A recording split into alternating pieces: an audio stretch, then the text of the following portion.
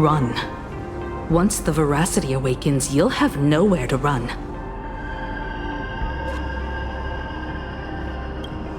If you want to live, tell us how to seal it.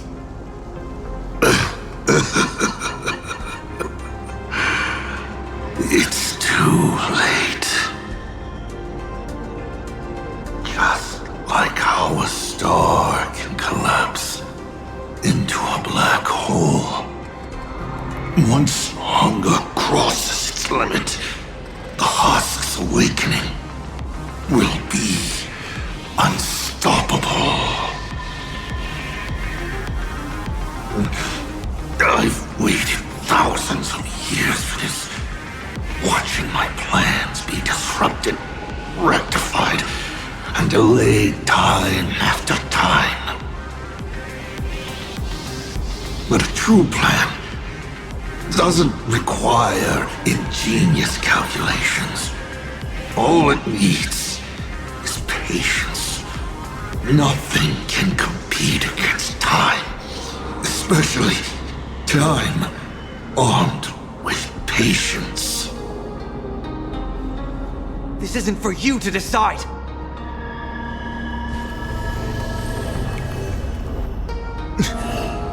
You've lost your mind.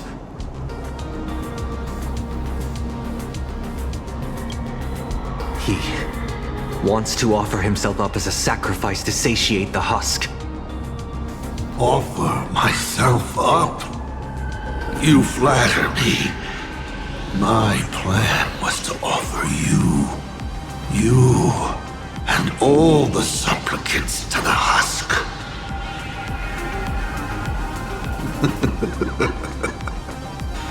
Unfortunately, luck isn't on my side, but a loser should face his defeat with pride, and the victor should receive their rewards.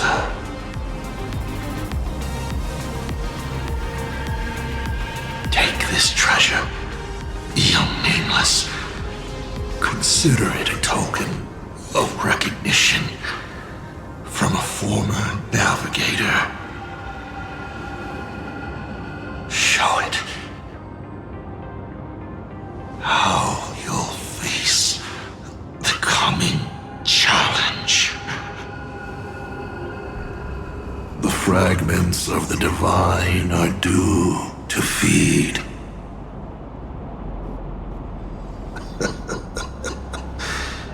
And so, once more, I depart for a destination that never extended me an invitation. From the bottom of my heart, I hope our paths do not cross at that place.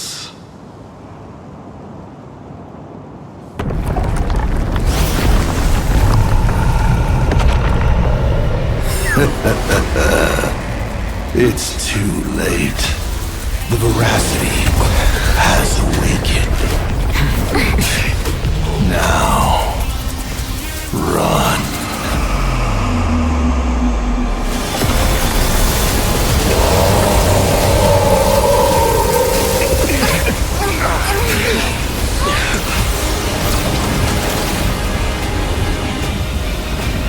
Quick, on to Trailblazer, immediately!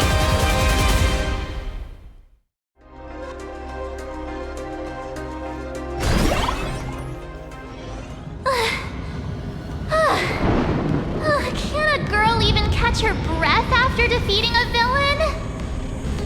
Satpramada's dead, but he's already nailed the apocalyptic nightmare firmly into the fabric of this world. So, where are we headed next? Who are we fighting this time? We gotta do something, right? The destination's always been clear. We're heading to Perdido Station. Calm down, March. Fighting isn't the only thing the Nameless are good for. Leading people safely out of their predicament.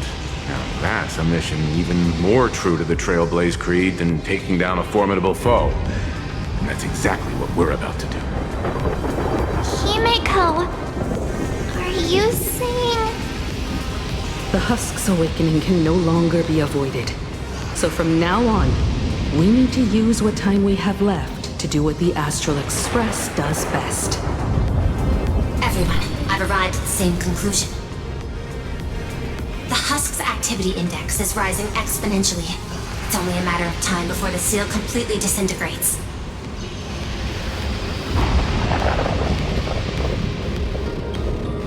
Data models indicate the seal's foundation has been thoroughly disrupted by Offsat Pramad's power to manipulate possibility. I'm extrapolating every known variable. I'm working alongside Graphia and the Stellaron Hunter, but it will take time. Based on signal strength alone, it is estimated the Veracity Husk deep within Planarcadia will break through its seal and tear open the world and canvas in 8 system hours. When that happens, the planet Ahatopia will be the first course on the menu once the Eons remains awakened. And 12 system hours after that, the entire Consternation star zone will be reduced to a feast for the ravenous. The Express is the vehicle with the longest known warp range and the greatest carrying capacity. I've already given the order. Perdido Station will clear a priority lane for you. Please proceed to Perdido Station with all haste. Allow the refugees to board and leave Planarcadia. Understood. Better brace ourselves for the most packed ride the Express has ever seen.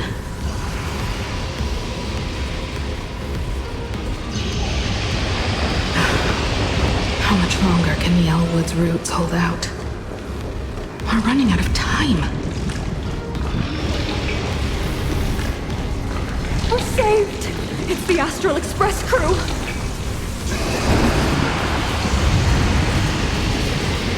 What just happened?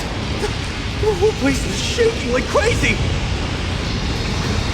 The crisis isn't over yet! Hurry! Stay with us! Perdido Station is just up ahead. Please, everyone, stay safe.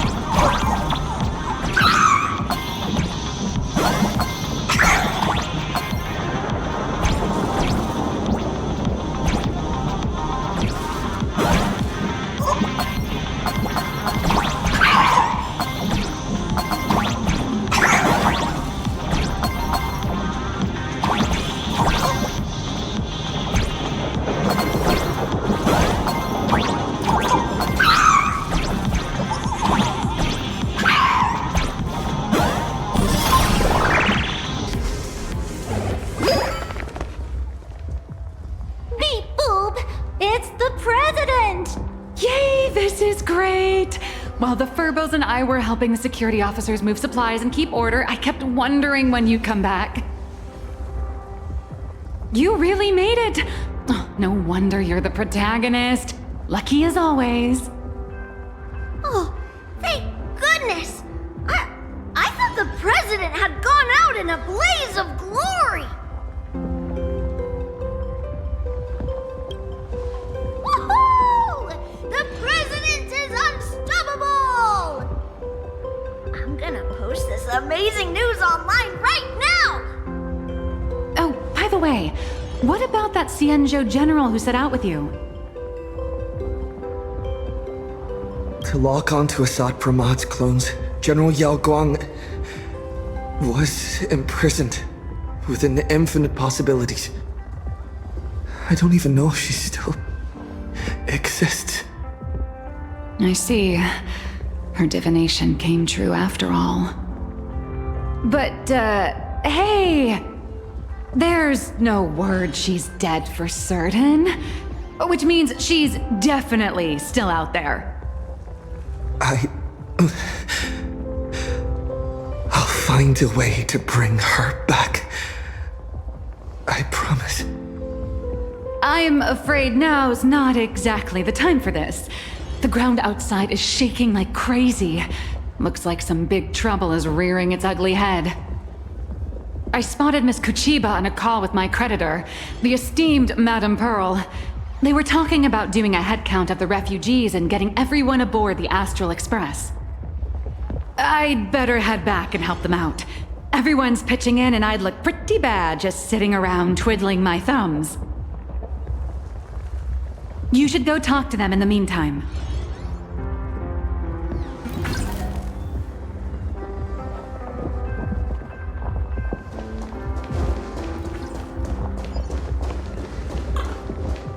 Madam Pearl, I have to ask.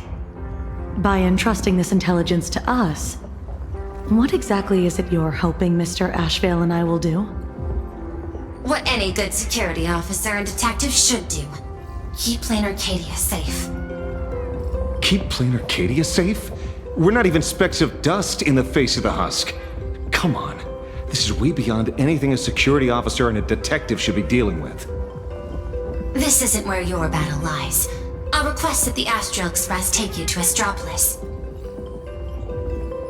You've arrived 3 minutes ahead of schedule. A good omen. Interesting. And what would you have us do? File a petition? Stage a protest? To the IPC and all their superiority, we're not even ants worth stepping on. The intelligence I'm entrusting to you both comes from years of personal investigation. It isn't encrypted, nor does it have to be delivered to the IPC's top brass. I have but one request. Protect Planarcadia at all costs. Perhaps you still remember Jade's invitation. A 7-member summit on the Anti-Destruction Alliance is to be convened in Astropolis. I'm hoping the Astral Express can take the refugees from Perdido Station and bring them there. Before the time comes for the husk to break through the seal, I implore you to report the situation in Planarcadia to the IPC's top brass and ensure that the preservation's protection is secured. Will the Amber Lord answer our call? The Amber Lord shall be watching. In 12 system hours, the husk will devour the entire star system, and the IPC's decision will serve as an interpretation and execution of the ideals of the preservation. Their weighted gaze will inevitably fall upon here. What we need is to tip the balance of IPC's decision-making toward protection rather than abandonment. Under Klepoth's watchful gaze, Graphia, Silverwolf, and I will reenact the World and Canvas ceremony to block the husk and buy time before it breaks free. Madam Pearl, you're not coming with the Express? No. My duty lies here. I shall stand with Planarcadia to the very end. Besides, the artistic realm I've sought for so long is finally smiling upon me. 1,000 years ago, Graphia encanvassed the entire world in that very same moment of peril.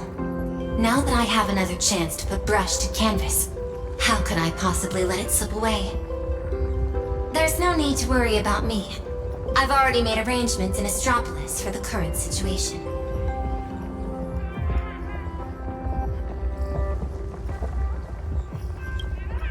I know. The Nameless have always been brave enough to linger in the direst of plights. Running away has never been your style. But that's exactly why I'm asking you to bear this decision. The one that's harder for you than any other. There is still hope. So long as even a single stroke remains to be drawn upon the blank spaces of fate's canvas, the masterpiece that is Planarcadia will not be lost, and the Phantom Moon Games are far from over. No matter how dire things get, we shall find it in ourselves to smile. For this is a ceremony meant to bring joy and miracles to the world. Yes, there's still hope. Madam Pearl, I once said that the Trailblazer would serve as the sail for the Anti-Destruction Alliance. And so, in times of fierce winds and rough seas, that's precisely when a sail must do its part. Next, it's time for the Astral Express's War Council.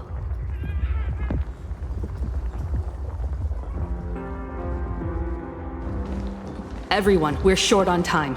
Refugees are gathering at Perdido Station, and we need to get them aboard the Express as quickly as possible. March, Sunday. I'm counting on you two for this. You got it. Leave it to me. I won't leave a single person behind.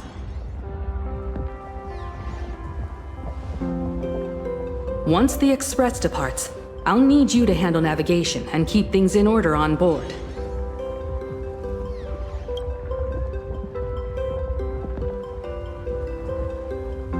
Haven't you been doing a great job this whole time? From here on out, you'll have to get used to holding the wheel.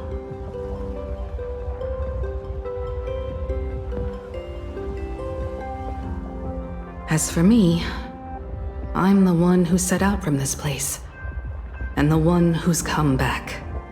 This is my fight, and mine alone. I'm leaving Madame Pearl's request in your hands.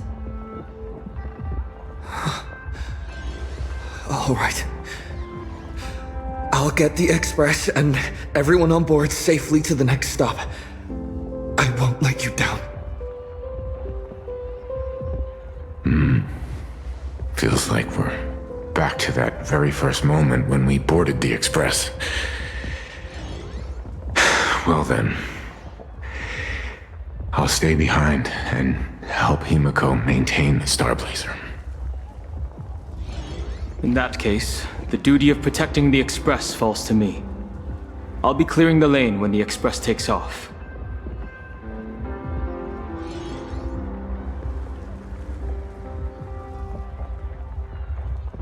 One last thing before we depart. Sunday, I have a gift for you.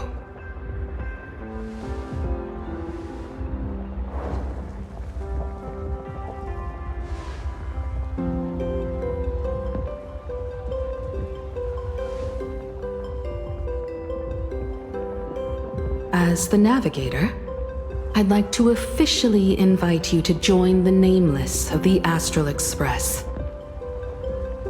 You could have left at any time, but thank you for staying with us all the way here. You may not be one of the Nameless who solemnly swore their oaths upon the path of the Trailblaze, but I believe the courage you showed standing beside us against Asat Pramod is nobler than any oath ever spoken. Thank you, Miss Himiko.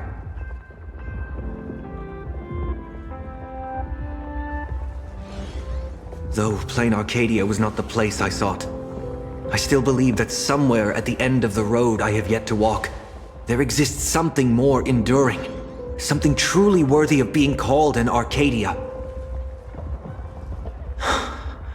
To that end, I'm willing to walk this path with you all, to witness it, and to see it through to the future that awaits us.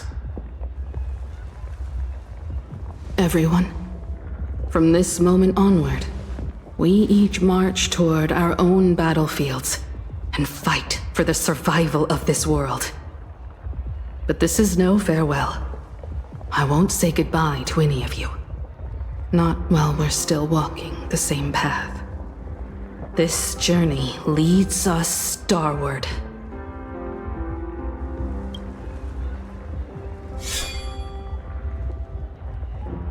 Once I've taken care of things in Astropolis, I'll head back as soon as I can.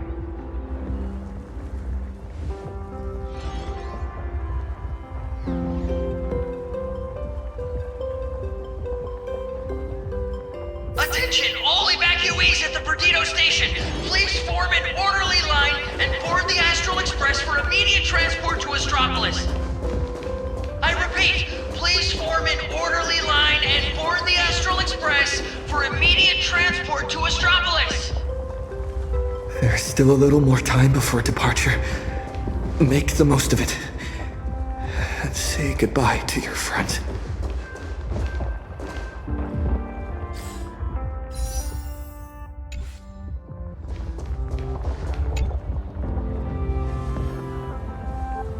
Senior?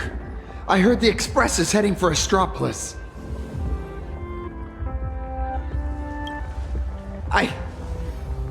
I've decided to stay. But Planarcadia is way more dangerous now than it was before. I know. I'm just an actor who plays a hero. I don't have the kind of powers you all do. But I can stay behind with the IPC security forces and do more. After all, a hero isn't someone who strikes a pose where the biggest crowd is. It's someone who shows up where they're needed the most. It might not be much, but I'll pilot my Mechatron and do whatever I can to help. So, seniors, go on ahead. I'll be fine here. As Cinderborn, I must be the one standing on the front line when disaster strikes.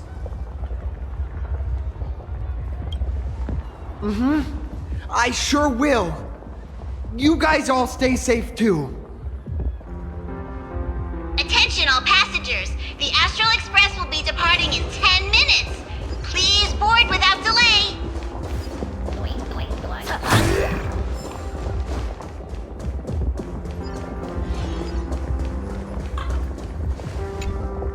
Time is short. It's about time for both you and the Express to depart. I can tell you still have your doubts.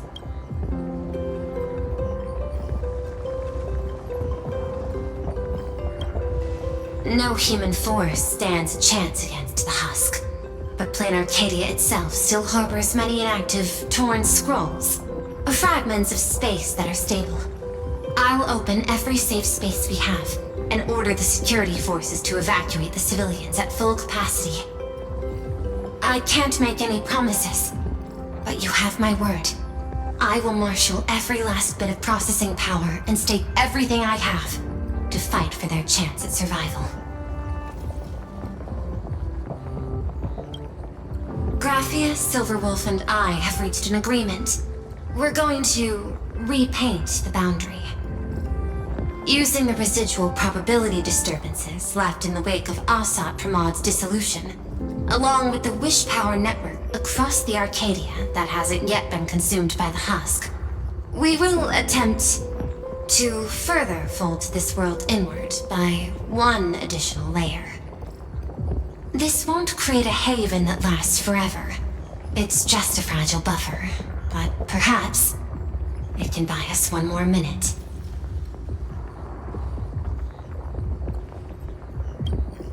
Things... How do we get word back to you? Remember the method you used to communicate with Miss Himiko? The signal of the Nameless is always the fastest and most accurate means of communication in the cosmos. Rest assured, so long as this world hasn't been swallowed whole, I will receive your information nonetheless. The road ahead remains uncertain. I can only wish you all the best on your Trailblazer journey ahead. Attention all passengers. The Astral Express will be departing in 5 minutes. Please board without delay.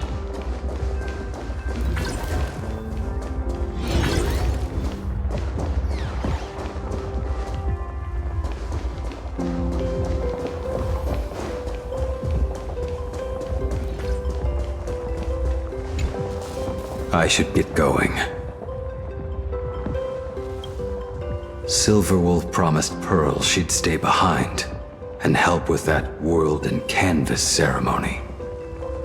I don't understand what program code and paintbrushes could possibly have in common. Nor do I have any idea what calculations are running through her head. She gave her answer and chose to stay. And so will I. After all, this is exactly why I joined the Phantasmoon Games. Ever since I received this body bestowed by the Abundance, this is the first time I'm fighting not against death, but to preserve a single moment. It's been a long time since I've allowed myself to act on my own impulses in a world where no script dictates the outcome. You too.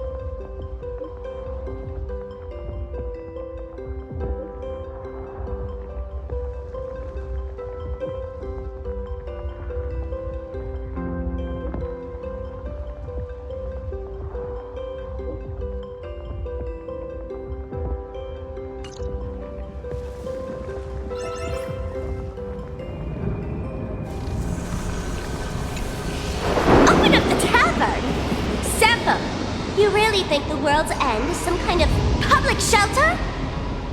I know. Ever since the tavern was first established, it's only ever had one rule. No entry for anyone but fools. If we just throw the door to the hidden world wide open for anyone, people are gonna be pointing fingers at us.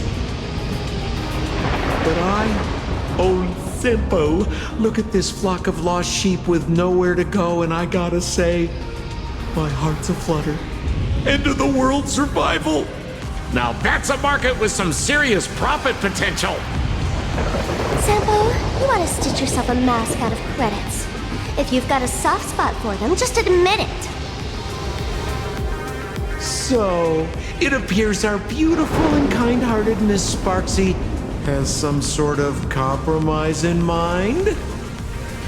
Rules may be set in stone, but a fool is anything but. Tavern business cards, special edition. Every single one is laced with my Sparksy virus. Just scatter them around, and whoever picks one up will get a Sparksicle mask. Brilliant! That basically means everyone's a masked fool from now on. Well, leave it to me to open the door. Good luck out there. Alrighty, my dear little Sparks heads, quit moping around. Pull yourselves together and get ready for the next party. An even bigger bash, the Doomsday Sparksicon! Everyone's a guest here. Grab a mask if you feel like it.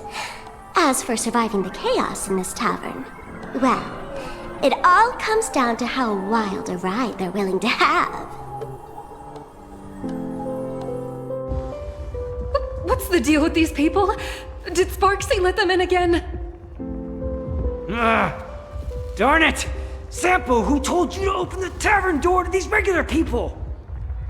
Easy there, young fool. Around here we extend a little grace and a little courtesy to anyone wearing a mask. Besides, I won't be sticking around here for long. Old Simpo will be taking them somewhere safe. Let old Simpo think for a second here. Where should our Doomsday Tour group take our new friends for a little sightseeing? Lushaka? Oh, these old legs can't afford to get rheumatism on top of everything else. Planet Screwlum? Those Intellitrons are way too cold. Wait, cold? Haha! I got it! Stick with moi, everyone, for only 10 credits each. I'll take you somewhere with absolutely gorgeous scenery! The Bellabog Tour Group is officially open for business!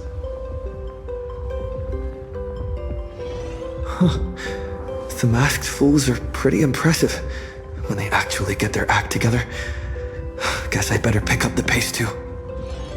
Attention all passengers! The Astral Express will be departing in 3 minutes! Please board without delay!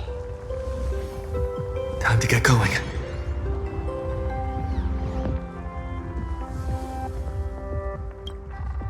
Himiko, Dan Han, Mr. Yang, hang in there. I'll be back to help as soon as I can. No matter how many obstacles lie ahead, no matter how many solutions I must try, I will win the support we need, bring the preservation's aid to this place, and put an end to the threat of the Veracity. We believe in you. Don't worry about us. We're counting on you now.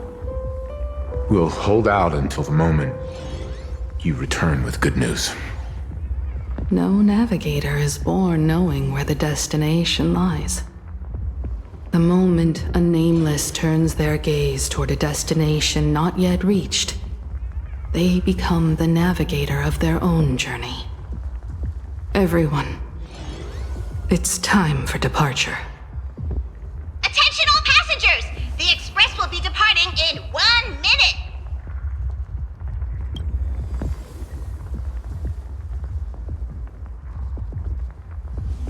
The express is about to make the jump! The express is about to make the jump! Please be seated and hold on!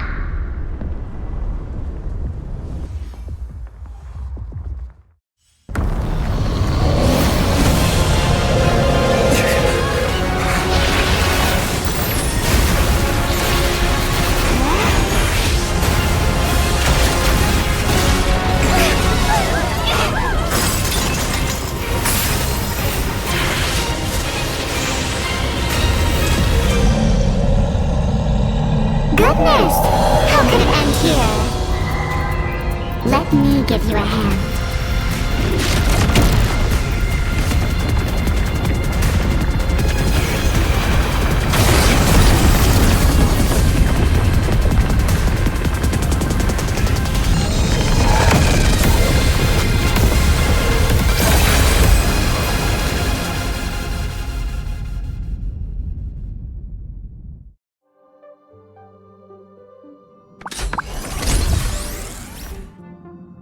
Express system diagnostics in progress. All passengers, please remain calm and stay where you are.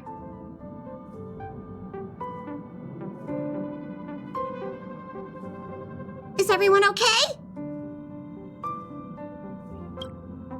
For a moment, I thought I was a goner back there.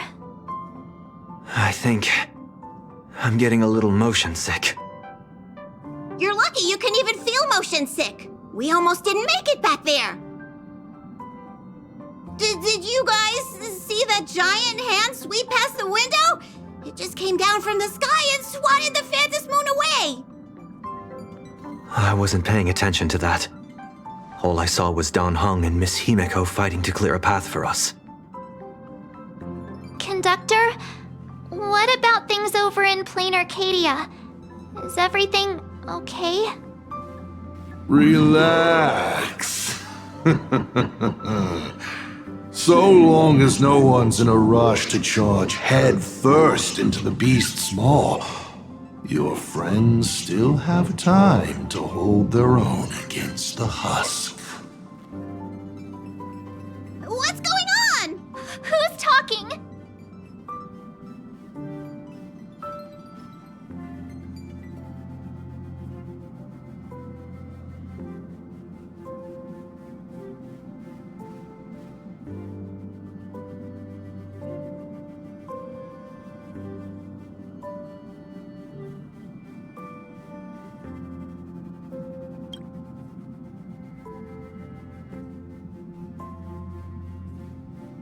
Why would you bring something like that back here?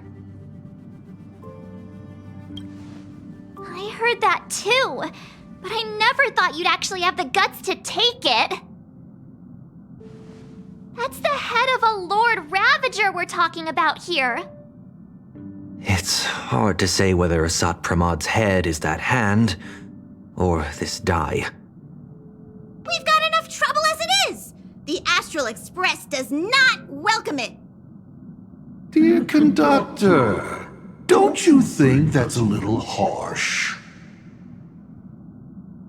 Thanks to you, the Express has had more close calls with death than Pop Pop can count. Don't make Pop Pop find a blender and turn you into a smoothie. It's all over now, conductor. I'm just a die left behind by Asat Pramad, a harmless toy that can't even move on its own.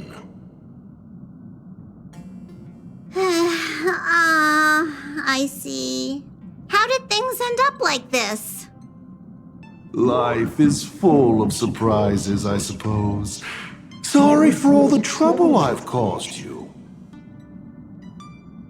To make up for everything I've caused the Express, how about I go back to my old line of work as IC? You might think of me as a little teaching tool. Whenever the young Trailblazer needs some tempering, or craves a little excitement on a dull stretch of the journey, just toss me up in the air. Just as I always have, I'll bring you a one-of-a-kind trial of probability. After all, learning to stay true to your path amidst chaos and the unexpected, that's one of the most important lessons for the Nameless, isn't it? Roll a 1, and I'll generate astral charts plotting a course straight to the Antimatter Legion's Warforge. Roll a 2, and for the next hour, every beverage on the Express will be replaced with high-energy fuel, or Von Walk's iron-eating stomach acid.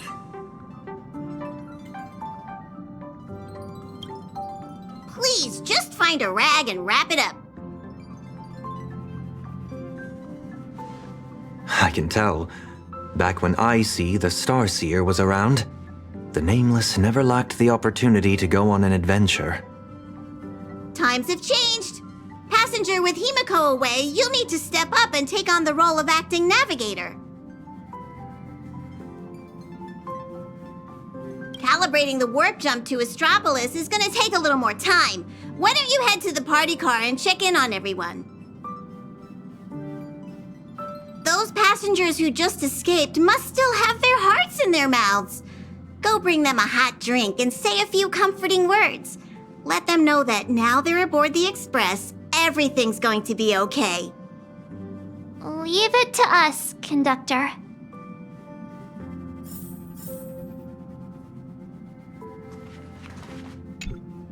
Acting navigator, what's up?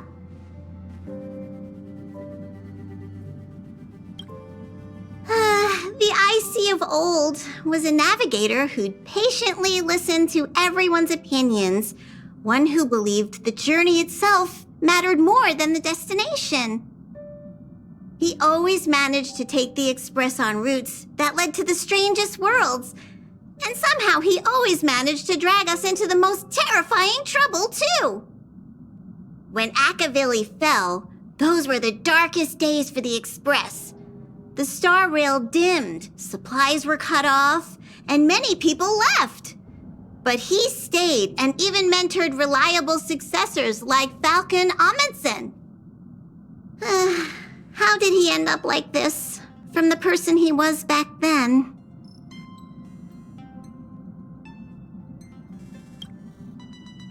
It's a curio he's kept on him since long before he became a navigator. He says the die was a blessing from Aha, capable of toying with probability on a whim.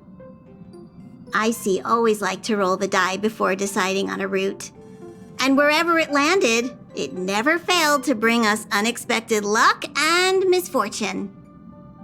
Pom-Pom still remembered this one time when the die sent the Express straight into a graveyard of anti-organic vanguards left over from the Emperor's war period.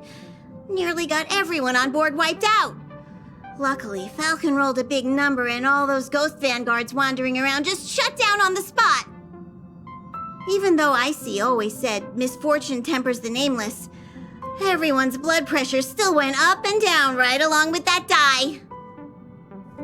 That thing is way too dangerous. You gotta be careful with it. Whoa, before Pom-Pom knew it, all those memories just came flooding back. Anyway, Pom-Pom's got work to do. Now hurry along to the party car. Everyone's been waiting for you.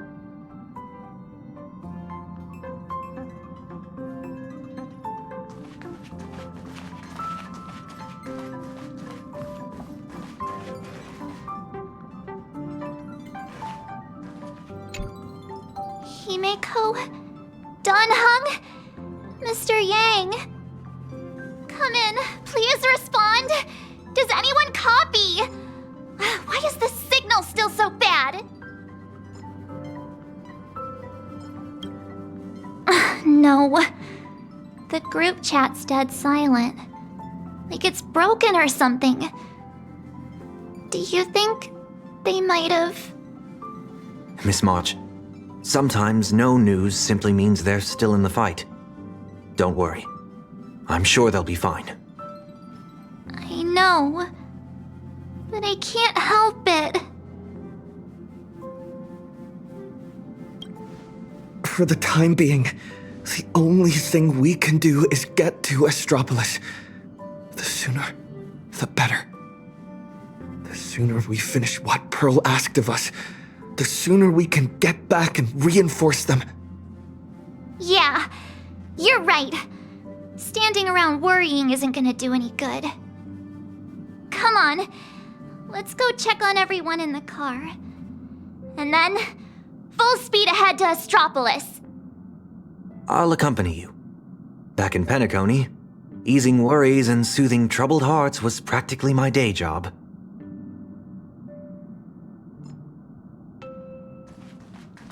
March. Sunday. Time to head over to the party car and check on the refugees.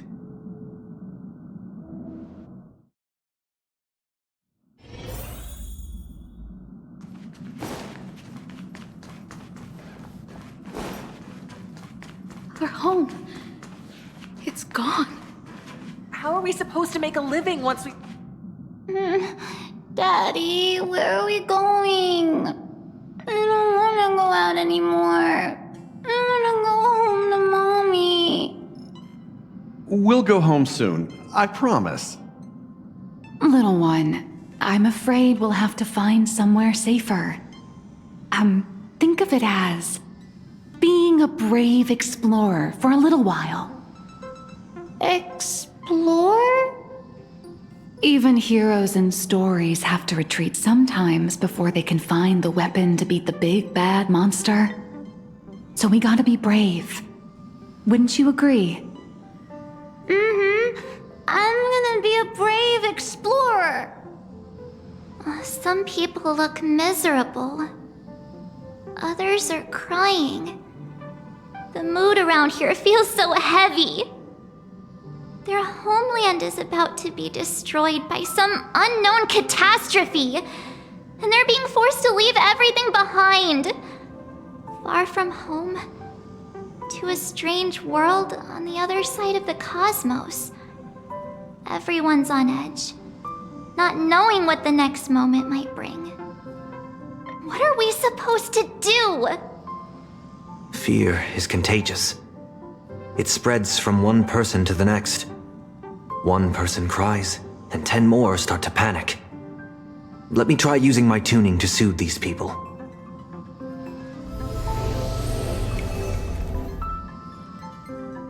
Strange.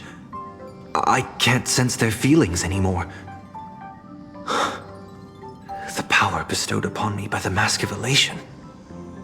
It's gone. Is it because we're outside of Planarcadia now?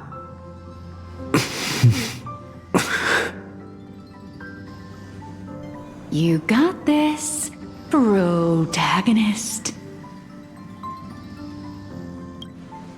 Tuning might relieve them from panic for a while, but it won't help them see the situation for what it really is.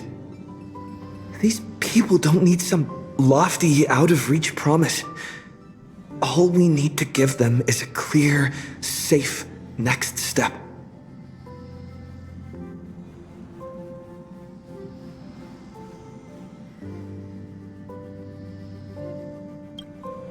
I know that some of you still have loved ones back in your homeland. And some are grieving for all that it's been through. But Planarcadia is still standing. Its light still shines on the Express's astral charts. Because there are still many brave souls fighting on that land. The Nameless, the Stellaron Hunters, the Masked Fools, and, of course, Madame Pearl.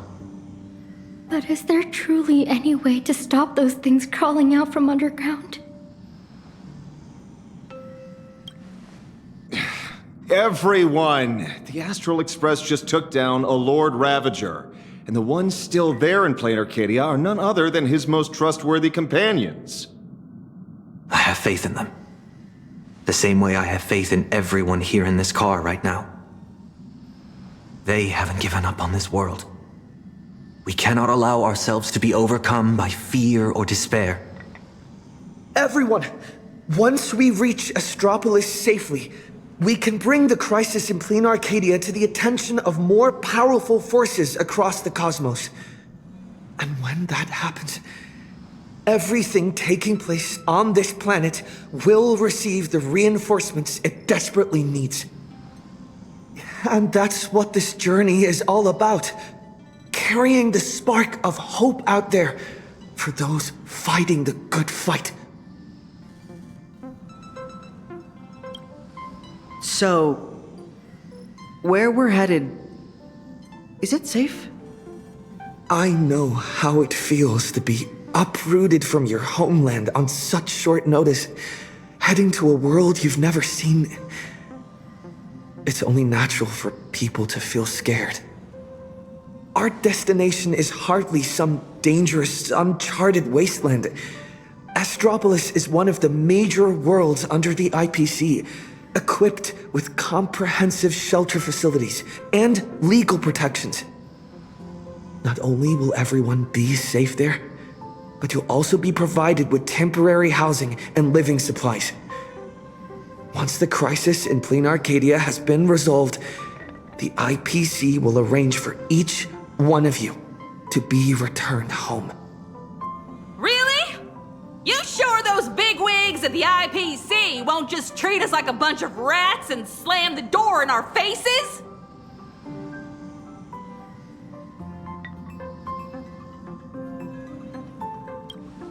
Madame Pearl has already arranged everything for you all. Planarcadia is a member of the Pan-Cosmic Trade System. The IPC has an obligation to ensure the safety of Planarcadia when it faces a crisis. Astropolis. I've heard of that place. It should be safe. With the Trailblazer's strength, he wouldn't lie to us, would he?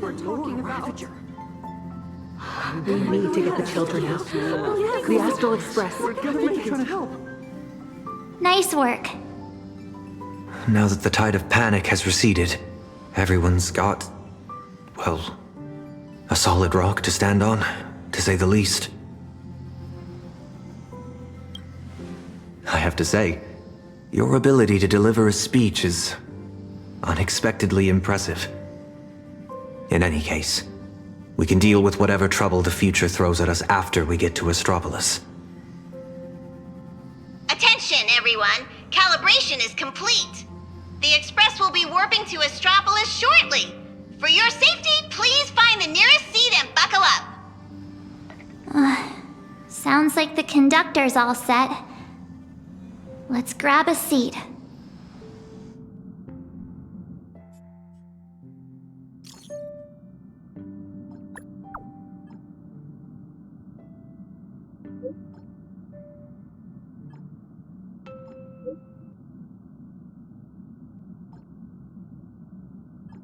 Engines primed. We're ready to depart at any time. Himiko, Danhong, Mr. Yang, please hang in there and stay safe. You have to wait for me to come back.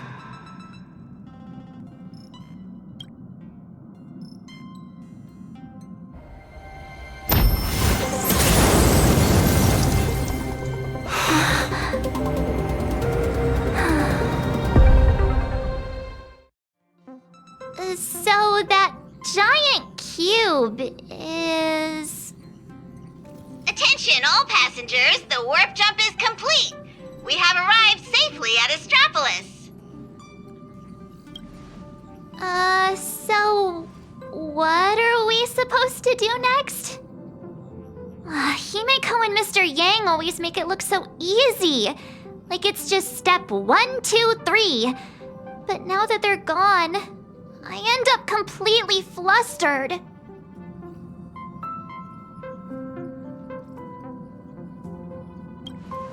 As per tradition, every time the Express makes a stop, we Nameless gather first to decide on our next course of action.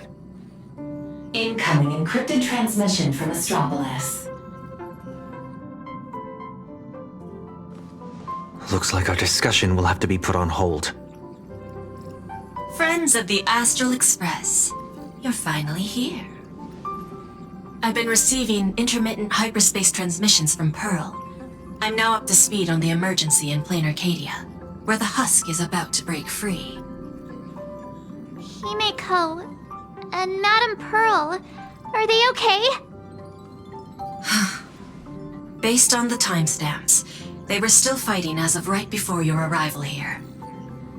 I'll authorize landing clearance for you immediately, and have someone sent to receive you. Welcome to Astropolis. I've also made proper arrangements for accommodating the refugees.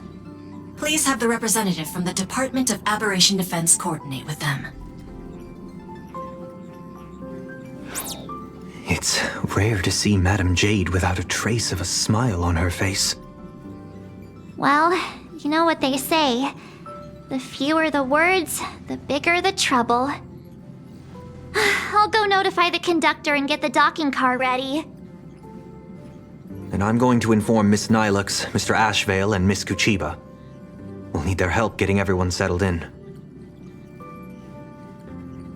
Friends, the docking car is standing by and ready to roll. Let's head out once you're all set.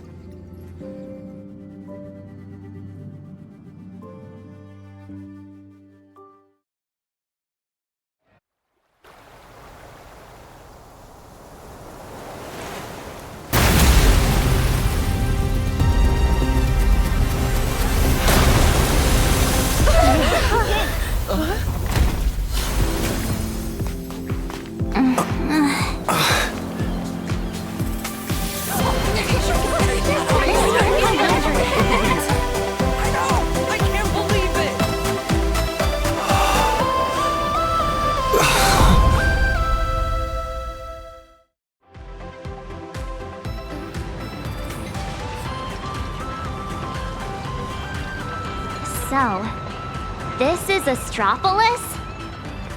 Trampolines, beach volleyball, and the smell of barbecue wafting in from who knows where. Guess this is what vacations are all about. We just barely escaped with our lives. And now we're suddenly greeted by this scene of peace and prosperity. It feels surreal. Like stepping back into Penacony all over again. For the people of Astropolis, the events unfolding in Planarcadia still seem like a distant affair. It's hard to imagine what will go through their heads when they hear the news of the Veracity Husk's revival. From what I know, even if the news spread far and wide, most people in Astropolis would carry on surfing, sipping coffee, and dining on elegantly plated meals at open-air restaurants without batting an eye. After all, this is the vacation resort for IPC executives. Once people get parasitized by a certain kind of power, they always have this delusion that the fire will never burn its way to them. The refugees on the Express can't just sit around twiddling their thumbs. We need to report this to the Astropolis authorities ASAP. Just leave that to Mr. Ashvale and me. Sounds like a plan. Now let's get moving.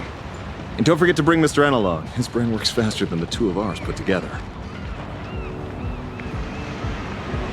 Oh, wait. Take me along, too. Everyone's got something to attend to. How can I just sit here doing nothing? Well, that won't be necessary. You see... Oh, right. As the Astral Express's biographer, your comic's still running, isn't it? You wouldn't want to miss out on the Express crew's adventures in Astropolis, would you? A fair point. But I can't just keep being a walking camera, can I? Miss Nihilux, we understand how you feel. But the work Ashvale and I have ahead of us is... incredibly tedious. And will no doubt be up against Astropolis' massive bureaucratic machine. Please just leave all the bickering and legwork to us. Those two acting all hush-hush. Are they on some kind of secret mission or what? Madame Jade said she'd send someone to receive us. So, where's the guy? Hey! Hello! I've been waiting forever and you didn't even notice me. It's me, your avian buddy Albert. Did you guys see that? One of the cars just came flying out like a surfboard. Who are these people?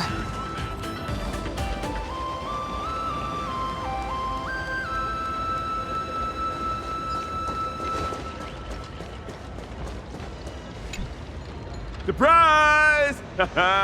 Didn't see that coming, did you? Mr. Owlbert? What are you doing here? After all those episodes of Keeping Up with Star Rail, don't tell me you still didn't know the show's physical studio is right here in Astropolis.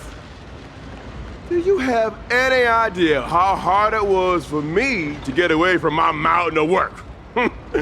All because Madam Jade asked me personally to come pick you up. Picking an old friend of the Astro Express with her. Good job, best. What's she being all secret about anyway? I'm a pretty big deal in Astropolis, you know. Come on, can't you give me just a teensy little hint? Hoo. I see. It sounds like a hoot. Not like a hoot. The only hoots I give are literal ones. Anyway, I'll pry no more. Wordplay? Seriously? At a time like this? Unbelievable. Easy there, young lady. There's no rush. Just follow me. We'll cut through the Seaside Park, and Madam Jade will be waiting for you somewhere a little more convenient. In the meantime, allow me to give you a grand tour of the city of converging stars along the way. Its sights, its culture, the whole shebang. Shall we?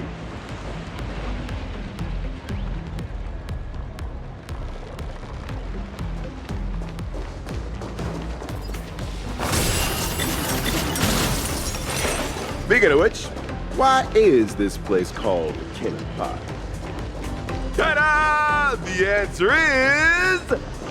The administrator of Astropolis is named Kenneth Orita, and he's the one who designed the Seaside Park. All right, we're not here for sightseeing. Can we just put the tour guide act on hold for now?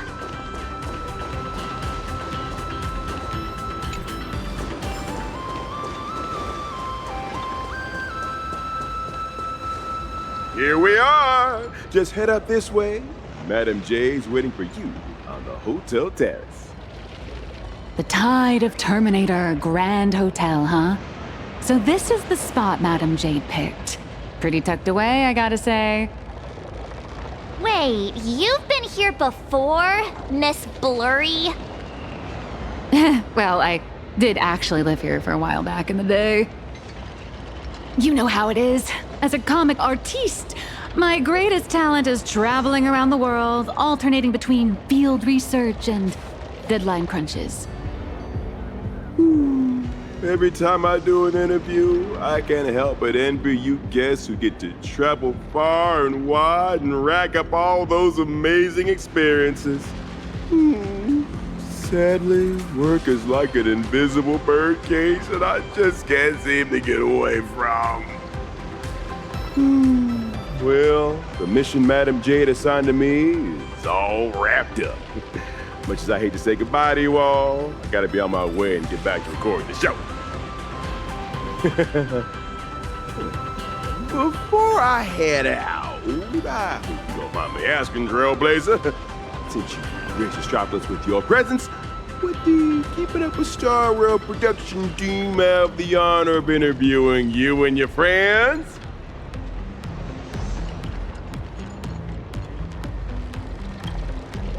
Just casually drop the politest rejection ever. I sincerely hope that the opportunity comes sooner rather than later. Well, I'll take my leave. Hope your chat goes smoothly.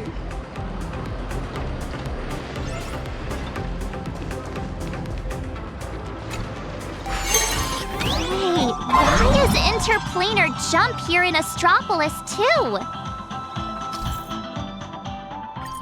Come to think of it, I think I might have also spotted some Imaginae along the way.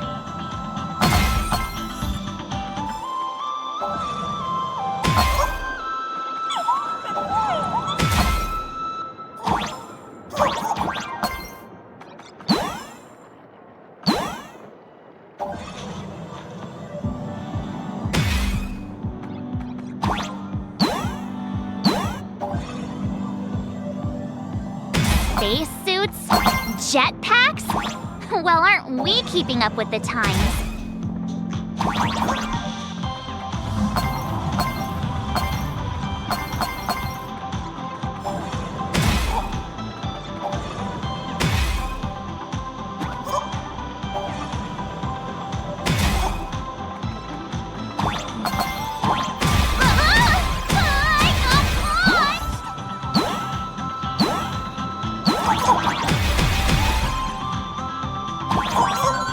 We're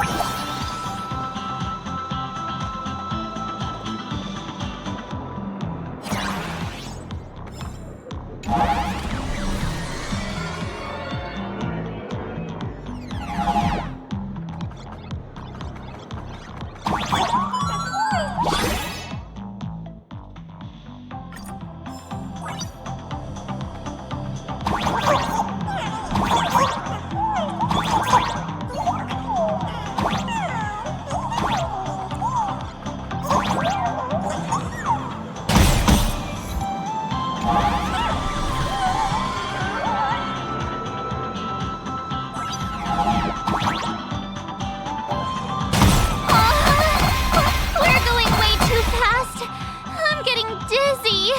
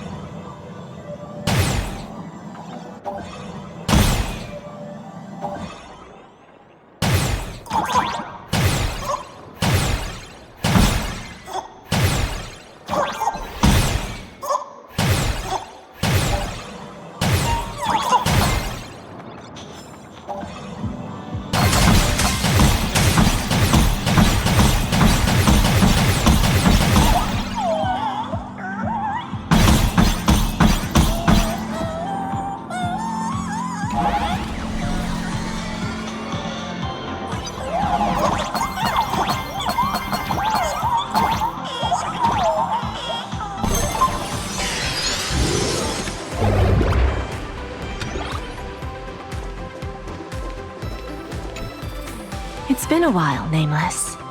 And Mr. Sunday. Sunday is also an official member of the Express now. Sounds like a lot went down during the Phantasy Moon Games. Nice to meet you. I'm Nihilux, a comic artist. You must be Madame Jade. I've heard so much about you. Is that so? You look familiar. Have we met somewhere before?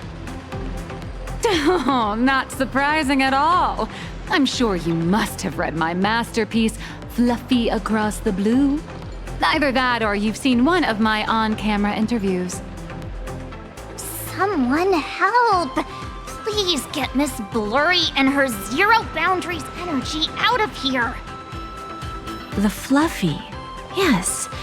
Pearl has mentioned that comic to me before. But what we need to discuss next has nothing to do with comics. So if you wouldn't mind excusing us. Fair enough, but I'm guessing whatever you're about to discuss is closely tied to Planarcadia. That place is my home, and its future will be determined by the IPC's decisions. I think I have the right to remain here. For as long as I can remember, I've been a bystander, recording other people's stories with my brush. But this time, my sketches, my home, they're all part of that world that's falling apart. At least let me witness the very moment that decides its destiny. Please, don't make me beg.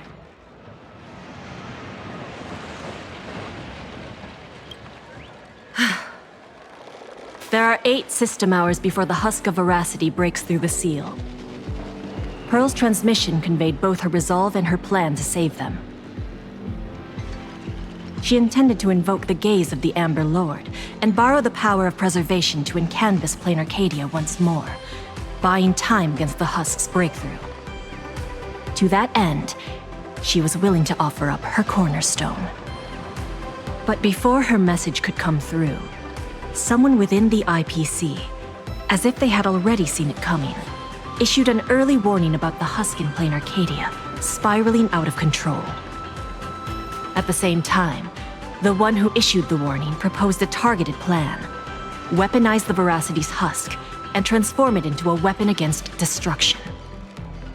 In which case, we would not only neutralize the threat posed by the husk, but also eliminate Nihilux minions once and for all. Perhaps even wound the Eon themselves. By comparison, Pearl's proposal looks more like it's just stalling an inevitable catastrophe. Convert the husk into a weapon? If we do that, all of Planarcadia would cease to exist, wouldn't it? Once that happens, then Himiko and the others will... My friends, 2 Stellaron hunters, Madame Pearl, and countless citizens out there are still fighting for Planarcadia. As long as there's a chance to help them, as long as there's still a glimmer of hope, I'll pay any price without hesitation. But there is one price I refuse to pay. Their lives. So, who proposed this plan anyway? Oswaldo, from the Marketing Development Department. That monster! Does he have even an ounce of humanity? Human nature isn't even my main concern here. I'm more doubtful about whether this plan can actually work. I mean, was there really not a single person at the IPC who stood up and asked that guy if this plan even had a snowball's chance of working? Of course there was. But standing behind Oswaldo was none other than Miss Yabali from the Technology Department. As the de facto leader of the Intelligentsia Guild, Yabali has spent years researching this technology. She's staking her personal reputation on seeing it put into practice. I assume you noticed the presence of Imagine on your journey here. Well, yeah, but what does that have to do with what we're talking about? They're not visitors who migrated from Planarcadia, but homegrown products of Astropolis itself. I've heard that the birth of Imagine is closely tied to the unique properties of Ahatopia. Could it be that Ms. Yabali really has gotten her hands on some earth-shattering secret? It's hard to say, but there's no doubt she's conducted extensive research into both the husk and imagenesis. Her claim that she can manipulate the husk of veracity doesn't seem to be some spur-of-the-moment delusion. Even if she could harness the veracity, that's not exactly preservation, is it? Aren't you all followers of the Amber Lord? Little girl, the IPC indeed walks the path of preservation. That much is true. But the IPC is made up of individuals, each with their own idea of what preservation actually means. Should the preservation be about protecting individual lives and homes, or safeguarding the prosperity and order of the universe as a whole? That's a debate the IPC has never stopped having. Compared to the Anti-Destruction Alliance strategy, which would require endless coalition building and diplomatic maneuvering, the proposal to weaponize the husk holds far more appeal. It offers a radical, efficient approach that would dramatically showcase the IPC's power. And the prospect of harnessing the fragments of a fallen eon? This alone was enough to send many a colleague of mine with a taste for grand narratives into a frenzy of eagerness. Grand indeed. But I fear that when the time comes, Yabali and Oswaldo may end up creating something far more terrifying than Nanook. From what I understand, no matter how many people support or oppose it, the proposal still has to be put to a vote by the heads of the IPC's 7 departments before it can be implemented.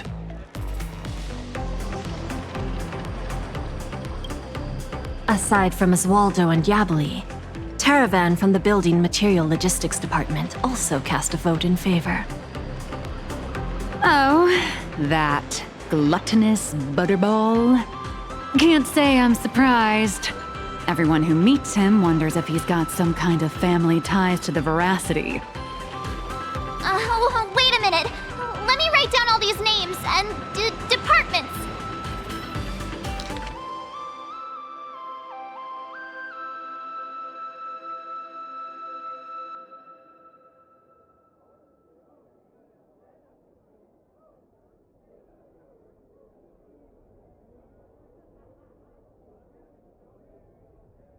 You don't need to remember all that. All you need to know is this. The score's 3-3. For the time being, we're tied. Whew.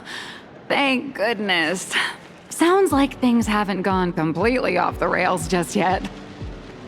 Wait, 7 departments, 7 votes. Did someone abstain? The power to cast the deciding vote fell into the hands of Mr. Arita from the Traditional Project Department. Instead of tipping his hand at the meeting, he postponed the vote. And in 5 system hours from now, he will give his answer at the Internal Decision-Making Conference. How long? 5 system hours? In other words, it's only a matter of 5 hours before Planarcadia gets canvassed again. Or becomes a total sacrifice to the weaponized husk. And our goal is to convince the undecided Mr. Arita? Precisely. As a matter of fact, he refuses to meet with anyone, especially lobbyists from within the IPC. Arita is the most senior of the 7 department heads, and the most low-profile one among them all. Apart from showing up to make calls at key moments, his schedule is never made public. A big man like that prefers to call the shots from behind the scenes, not step into the spotlight to debate with his subordinates. Then what if it were the Nameless of the Express requesting an audience? Would there be even a sliver of a chance?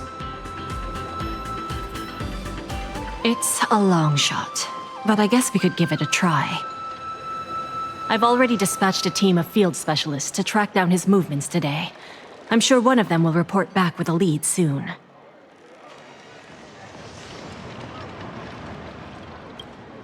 I'll talk Arita around, no matter what it takes.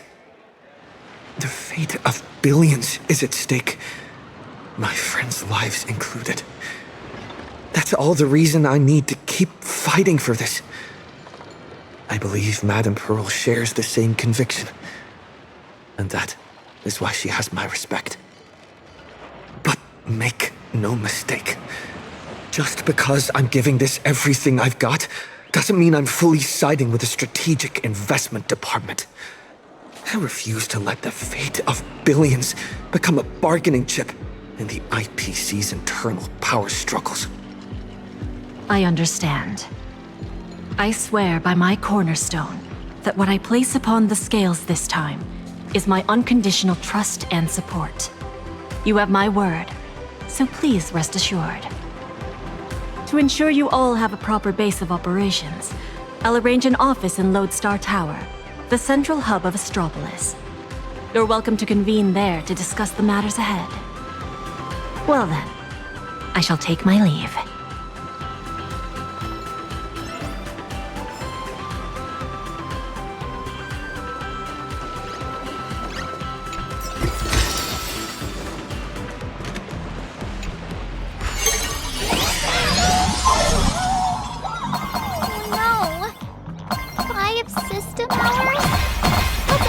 To decide the fate of an entire world?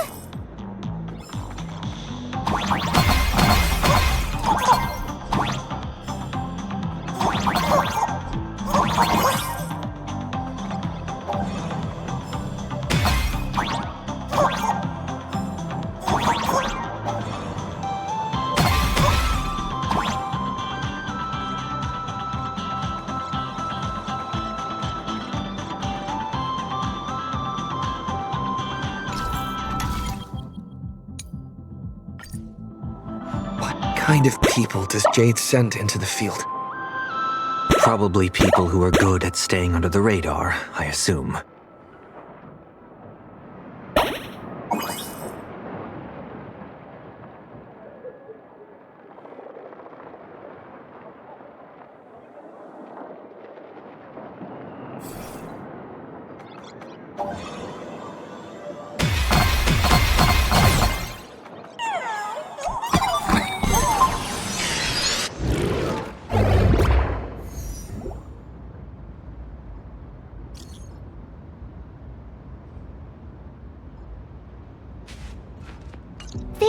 tell already? Madame Jade's team really is something else. They want us to meet at a restaurant. Sounds like they found where Arita's been dining. So we just barge in and ask for a meeting? Would Arita even agree to see us? It's not exactly ideal to show up with a crowd when requesting an audience with someone important. How about this? He and I will head out, while March and Miss Nihilux go on ahead to the Lodestar Tower and get settled in. What do you think? Fair enough. If I tagged along, I'd probably put my foot in it and make things harder for you two anyway. We can't delay any longer. Let's split up and get moving. Oh, right. This is my first time teaming up with you, huh, Sonny? Missing Don Hung already? Don't worry. I'll try not to hold you back. Is the meeting spot somewhere around here?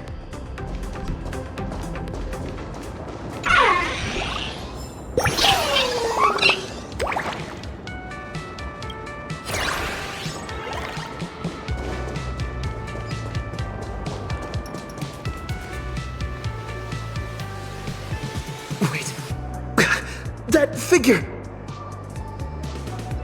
Is that you, Scott? You're still alive?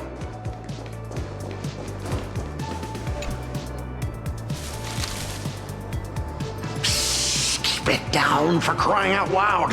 Can't you see I'm in the middle of a secret mission here? Thanks to your immense generosity, I, Scott, have come back from death, and now I'm back to repay the favor! And this is... Oh, almost forgot. This is an old acquaintance of mine, Mr. Scott. You're the IPC victim from the bloodbath in Dovebrook. So, Mr. Scott, how exactly did you survive? Wasn't it all thanks to you screaming about getting revenge for me in front of everyone?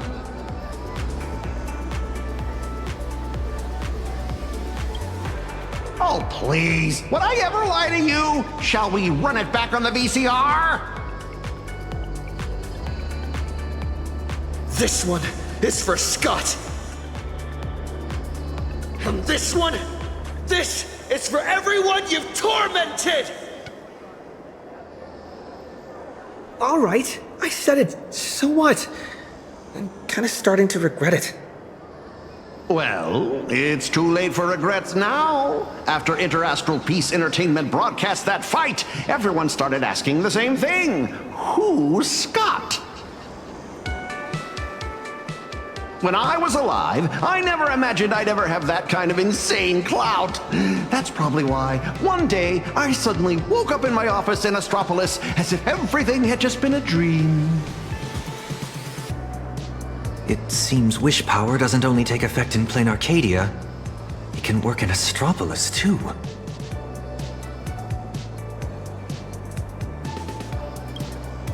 My fault. I've been rambling on about everything except what actually matters. But how lucky am I? I just got back from hell, and already I have a chance to repay your kindness. Madame Jade asked me to share what I know about Arita with the two of you. So, Mr. Scott, you know of Arita's whereabouts? Of course! The many secrets of Astropolis are practically pinned on a public bulletin board for a wallflower like me, someone who can slip through walls and go completely unnoticed. I sneaked a peek at Arita's secretary's shredder and pieced together his itinerary. Mr. Arita will be dining at this upside-down restaurant today.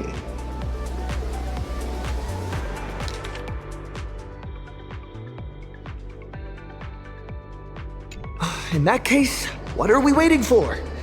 Lead the way. Who would have thought your single act of kindness would transcend worlds and come to our aid? That was hardly some act of kindness. I should have kept my mouth shut.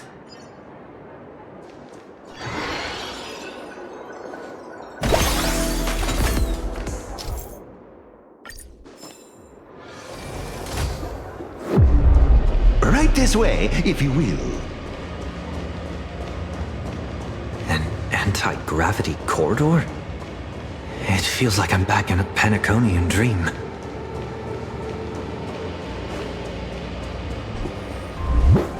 Would you like to...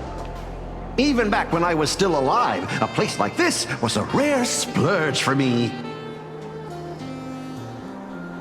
A restaurant that truly lives up to its name.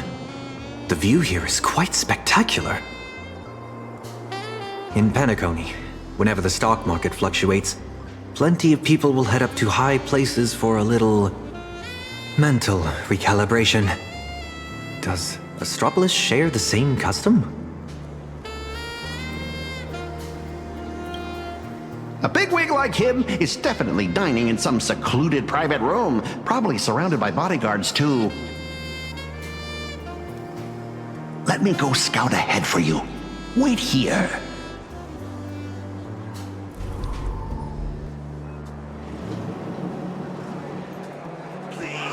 Welcome.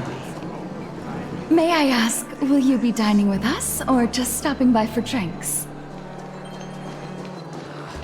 That's strange. We're the only department without AI assistance.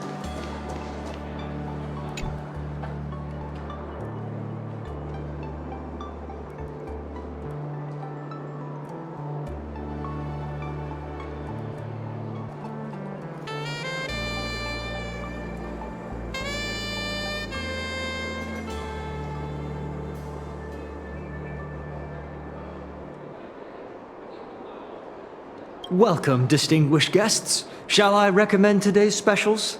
We have emerald mushrooms, flown in fresh from Von Walk, and the giant prime tomahawk steak.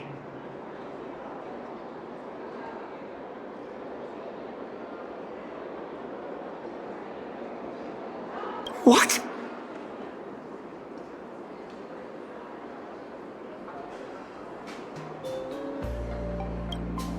We're waiting for someone. Just 2 waters, thanks.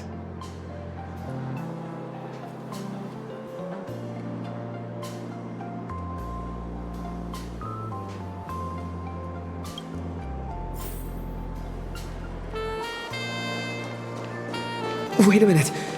Is that Asta? I'm not even a child. The Victory Department's... Oh my, is that you?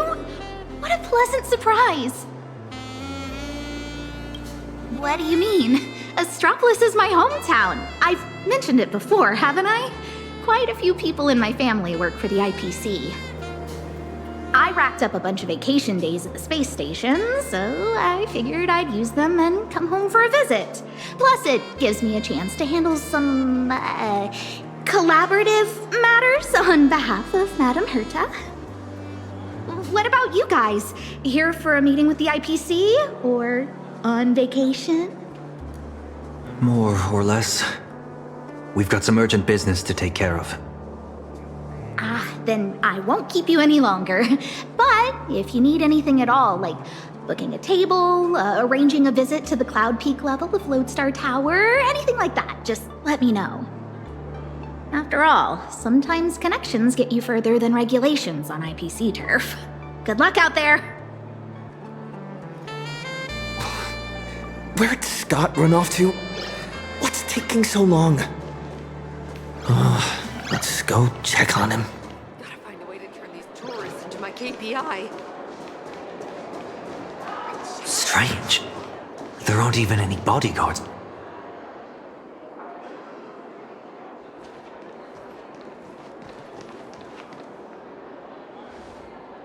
Do those shades look familiar to you? Wait, they appear to be Mr. Scott's. What exactly happened here?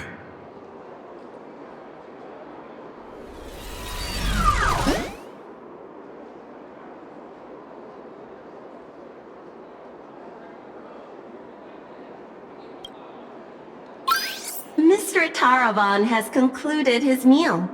Items consumed during his dining session: 100 portions of prime tomahawk steak, 30 blocks of dragon scale cheese, 10 servings of emerald mushroom salad, assorted Lushaka blue spotted sashimi, and gold flake wine. Taravan? That's quite the appetite. And you are? I am Mr. Taravan's personal dietary management robot. My duties include monitoring his blood pressure before and after meals, and ensuring he takes his high-potency digestive enzymes and gout medication. My regards to you both. All for the Amber Lord, and that eternally bottomless dinner table. Wash your hands before you eat. Rinse your mouth after the treat. Good health makes for a happy life. Yo ho, yo ho! So, this isn't some private room for Mr. Arita at all. You guessed correctly, Pinnaconian exile. Please don't blame your poor ghost friend. His idea of stealth isn't nearly as impressive as he thinks, and neither is his brain. With just a little bit of misdirection, he dutifully led you straight here to me. Of course, I wouldn't be so bold as to let you disturb Mr. Taravan's meal without permission. Allow me to introduce myself. I'm Kenneth Arita of the Traditional Project Department. Traditional Project Department? Arita? Oh, why, of course not. I'm merely an adopted son, fortunate enough to bear the old gentleman's family name. If you think of all of Astropolis as one big sprawling family, then I'd be the butler of the household.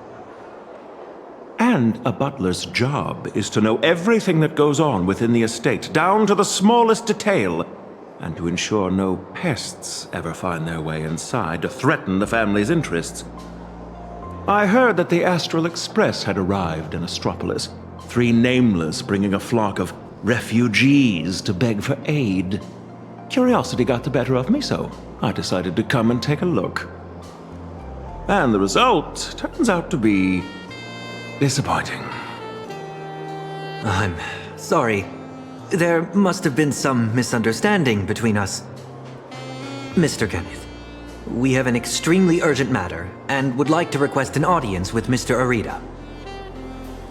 Mr. Arita has already made his position clear to everyone.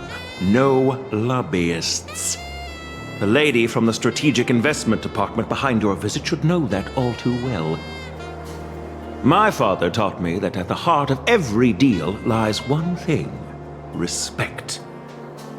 But that lady showed no regard for Mr. Arita's wishes, sending bumbling spies and reckless lobbyists. Her actions were utterly devoid of respect.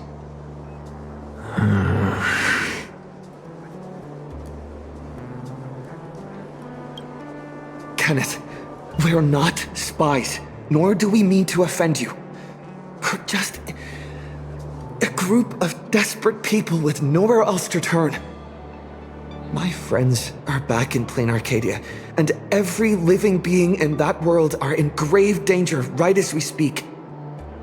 On behalf of the Astral Express, I make this promise to you, and through you, to Mr. Arita.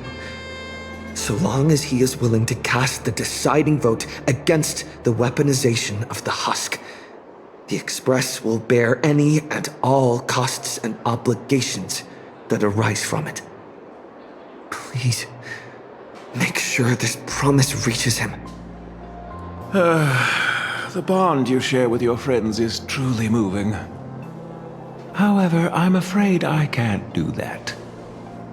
As for this spy right here, I can give him back to you.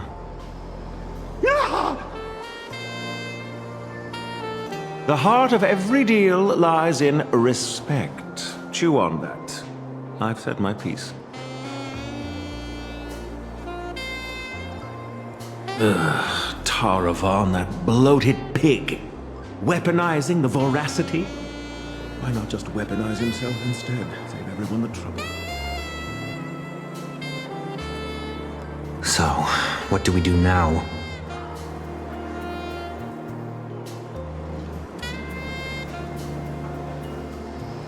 I'm sorry.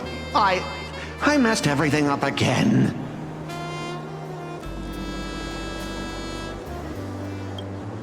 An unfavorable opening, to say the least. The moment IPC faction politics get involved, things get infinitely more complicated. What do you think? Should we try a different approach, or keep up the chase? You mean what he said to us before he left? The heart of every deal lies in respect. Is Kenneth trying to tell us something? Respect? Since when has the IPC ever treated anyone with respect? Setting everything else aside, my higher-ups are each more ruthless than a wolf, which is very much in line with my family motto, no friends, only prey. Who knows? Maybe we're even distant relatives, A wily old fox like Arita, does he even know what respect means? The only way he'd ever bow is if Louis Fleming crawled out of his coffin, I'd say. True respect comes from having the strength that others acknowledge. Just like how the Strategic Investment Department respects the Astral Express, Kenneth is telling us he wants to see what we're made of. I see. But what do we have that could earn his respect? Trying to bribe him would take wealth on old Odie's level to sway Arita. As for using force, that would be exceedingly unwise on IPC ground. As far as the city is concerned, the awakening of the Husk is still a piece of information known only to the IPC's upper echelons. But Astropolis isn't home to IPC executives alone. It's also teeming with envoys, magnates, and officials from member worlds across the pan-cosmic trade system. Exactly. The crisis Planarcadia is facing right now is going to seriously shake their confidence in the IPC. What's that old saying? When one limb suffers, the whole body feels the pain. So, once we release this information to the public, the IPC's stock price is going to be thrown into turmoil. We don't necessarily have to convince Arita. We can use information the way Fullwish did. Once you start learning from the enemy, it's hard to stop, isn't it? So, we leak this to the press and turn this little internal scheme into an external risk that the IPC has no choice but to deal with. I can reach out to Albert and feed him a bombshell for his keeping up with Star Rail. Husk? Stock fluctuations? I have no idea what you're talking about. I think I'll pass. I just got a new lease on life, and I'd like to enjoy it for a few more days. Anyway, I gotta run!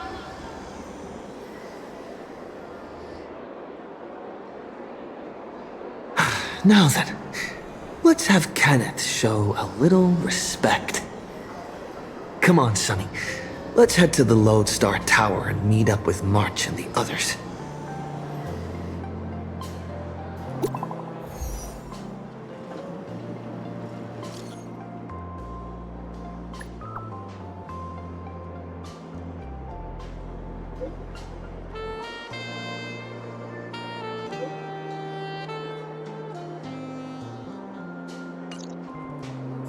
March 7th, disturbing the peace?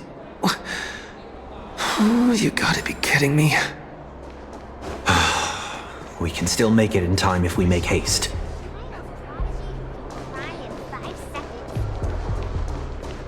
The Victory Department Enjoying a meal during office hours?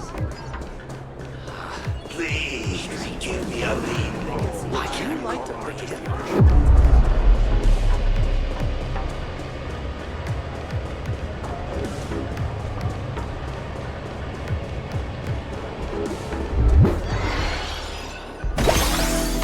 Transferred to the Strategic Investment Department.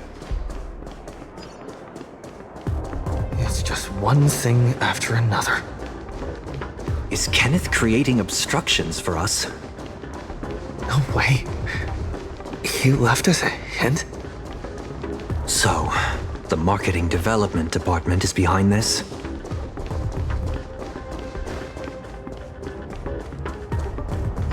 What's going on over there?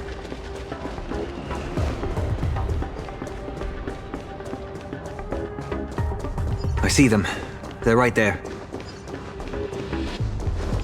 Why are there security forces here?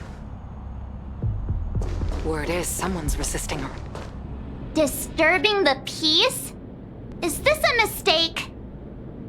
We're guests invited by Madame Jade of the Strategic Investment Department. Is this really how Astropolis treats its guests? Your entry permits are verified and valid. However, the laws of Astropolis are jointly upheld by the 7 major departments. No exemptions are granted based on the invitation of a single senior executive. Our system detects a dangerous wanted fugitive hiding among your visiting party. Is this some kind of interastral joke? The Nameless of the Astral Express are heroes who've saved many worlds. This is bad. We need to go, now. Target identified. Sunday, former head of Penacony's Oak family. Currently a high-priority wanted criminal of the family. Charges include severe endangerment of cosmic order and security. Since when does the IPC hunt down wanted criminals for the family? In accordance with the Pan-Galactic Civilization's Judicial Mutual Assistance and Emergency Extradition Treaty, IPC security forces are authorized to subject dangerous fugitives to preventative detention to ensure segmentum stability and fulfill treaty obligations.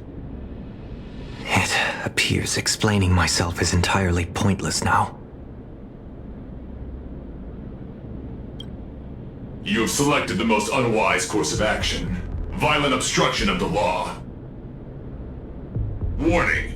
Disarm immediately. Non-compliance will prevent us from guaranteeing your right to life. That's the stuff. Clashing with the local authorities every 3 stops of the way. How familiar. Target threat level. Unable to assess. Requesting lighthouse support. Requesting lighthouse support. Lighthouse, copy. Request received.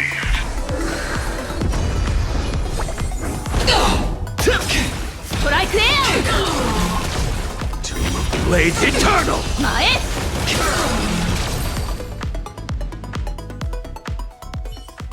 Lighthouse! Execute the arrest directive immediately!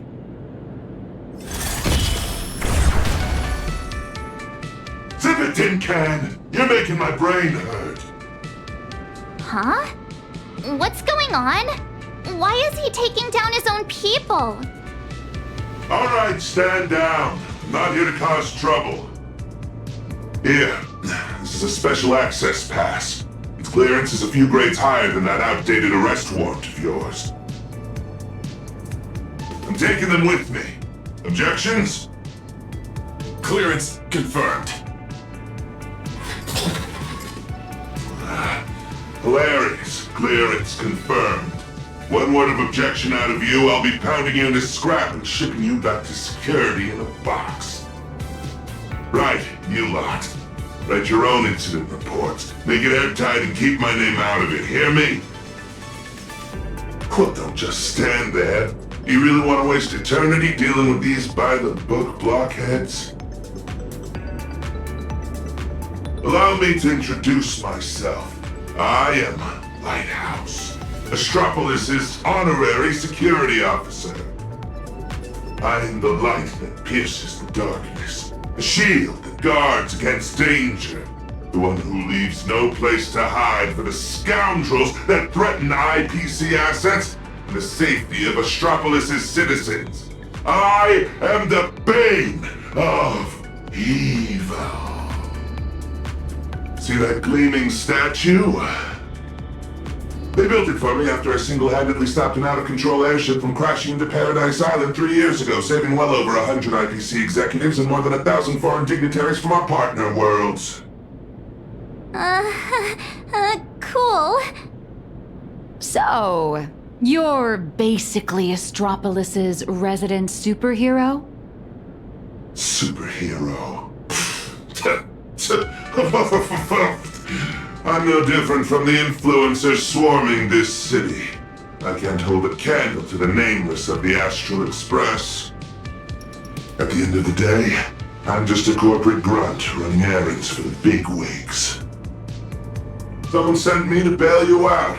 As guests of the Strategic Investment Department, you all have free reign in Astropolis. With the exception of that Palovian young master over there.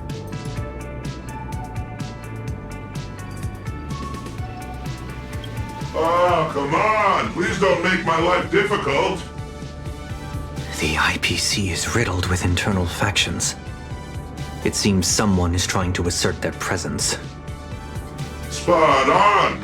I got 2 calls at the same time. One asked me to ensure unrestricted access for the Strategic Investment Department's guests, and the other asked me to apprehend the high-risk wanted felon. I thought to myself, isn't this just a...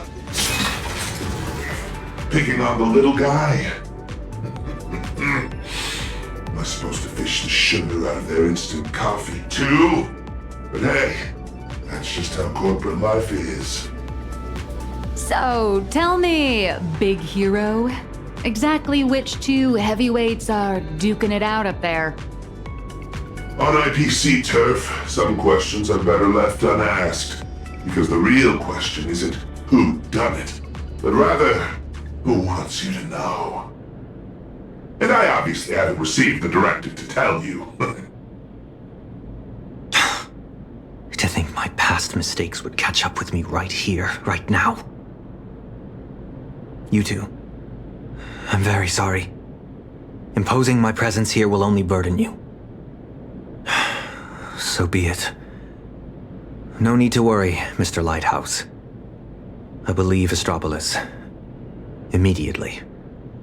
Where could you go at a time like this?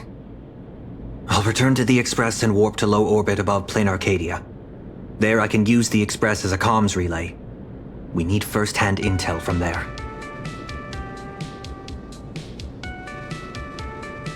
Take care, you two. I'll do my part. And you do your best, too. Phew! Finally got His Highness out of my hair. My performance review is safe. I'll call that a win. Honestly, I never want to set foot in this dump ever again. It's truly my greatest honor that you Nameless are so willing to cooperate. By the way, I hear you're heading to the Lodestar Tower. Please, allow me to escort you the rest of the way. I guarantee no one else will come looking for trouble. Escort.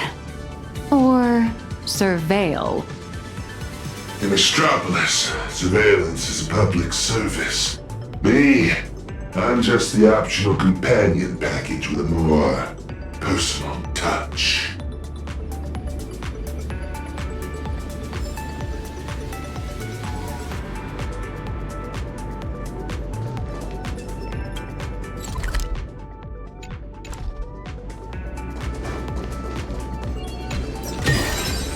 Master, 取得品の処理を。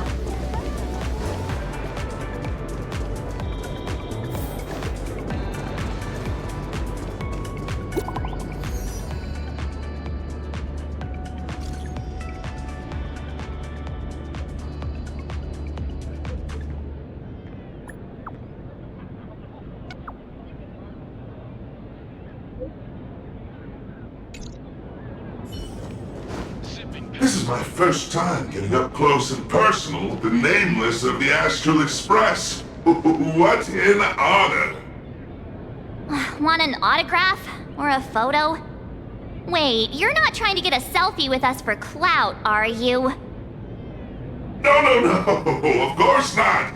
I'm just genuinely curious. And a huge fan.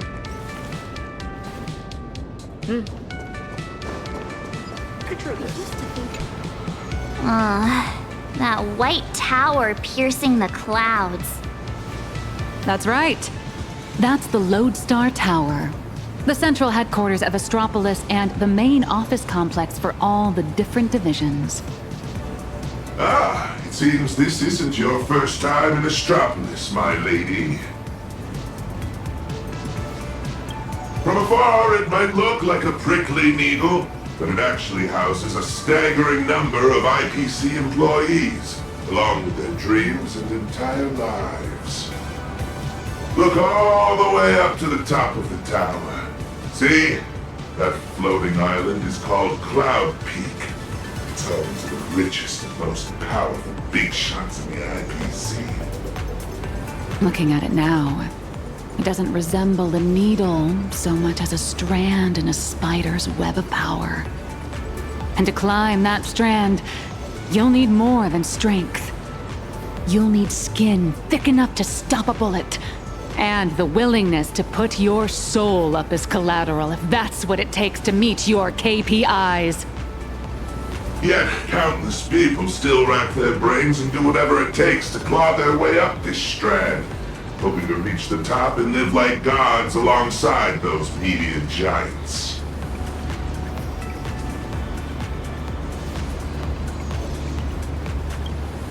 5 years ago, when I first came to Astropolis, I wondered if one day my statue would stand atop Cloud Peak. How'd that turn out? It ended up in the plaza, over there, becoming the most glaring signpost on the path to Cloud Peak. Just a daily reminder to everyone passing by, look, it's the superhero lighthouse! This is as far as he got.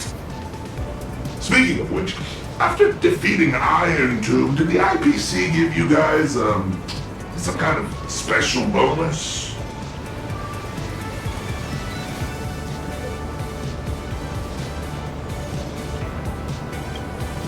My bad. I was projecting my own situation onto you. You guys are heavy hitters who can go toe-to-toe with the heads of the Strategic Investment Department. Why would folks who can trade blows with a Lord Ravager sweat the small stuff? Do you have a lot of that small stuff to sweat over, Mr. Lighthouse? If only. My typical to-do list looks more like this. Track down some big shot's runaway nosewalker, then stop 2 departments' private security forces from shooting each other while somehow managing not to step on anyone's toes. You're quite the down-to-earth hero. Down to earth?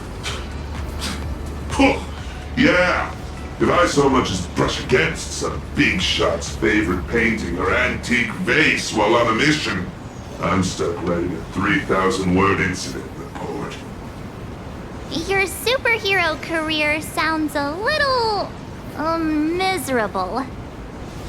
That's life. Misery is the main flavor, with just a dash of sweet every once in a while. Alright, now that we've taken in the view, we should all be feeling less uptight, more relaxed. Let's head over to the Lodestar Tower.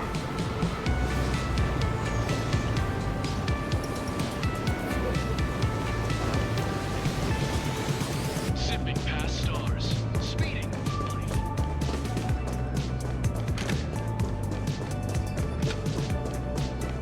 This poster.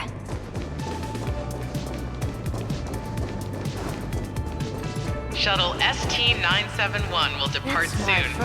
Passengers headed for the Trade Agreement Plaza, please prepare for boarding. Ah, that's a promo poster for the Cosmic Big Lotto. What? Wanna buy a ticket? I get it. Everyone dreams of striking it rich overnight. No, I mean the person on the poster. Ah, Beatrice Melanie. Apparently, this insanely lucky girl hit the grand prize 3 times in a row.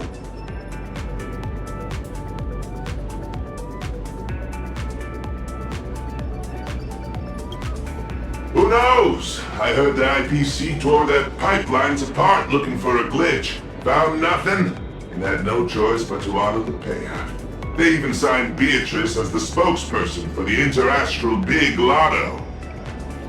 Man, if only I had that kind of luck.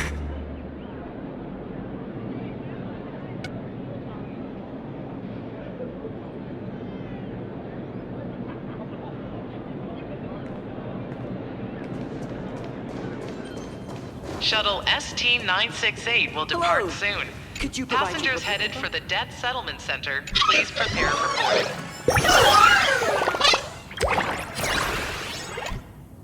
Hi there. Tickets to the Lodestar Tower. Mr. Lighthouse, are you heading up too? Are you on another important mission? Just a routine patrol. Escorting these friends here while I'm at it.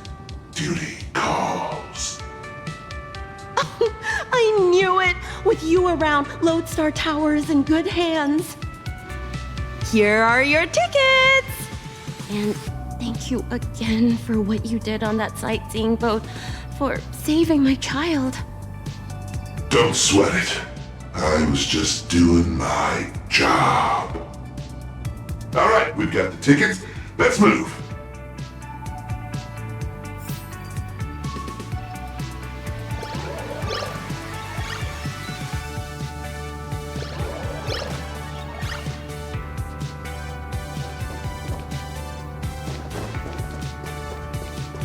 Why are you beaming? Something good happen? I was looking into it, and apparently, back where Reimagine originated, there's an actual Fate-Kind Protection Act to safeguard our rights. Must be nice.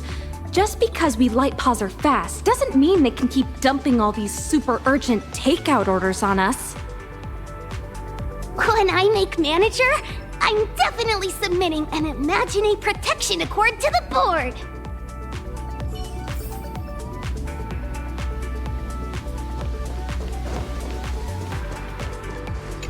Oh, good thing I caught the last shuttle before the lockdown hit. Is this level of security really necessary? Half the board and department heads are just dialing in remotely anyway. I heard some rumors. Apparently something big happened again. Ugh, my Interastral Peace Entertainment stock better not tank. I was just about to cash out. It's here. Let's go, guys.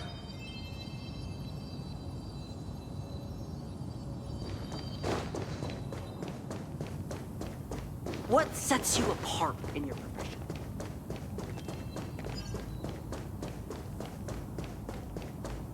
All right, everyone, grab a spot and hold on tight. This little hover saucer is gonna coast along the tow track for a bit before taking us into the Lodestar Tower.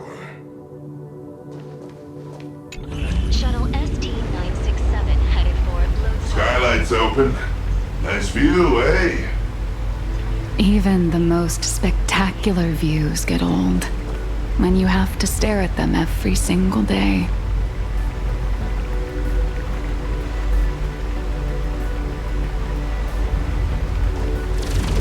Approaching the Lodestar Tower entrance. One moment, please. Authentication complete. Lodestar Tower.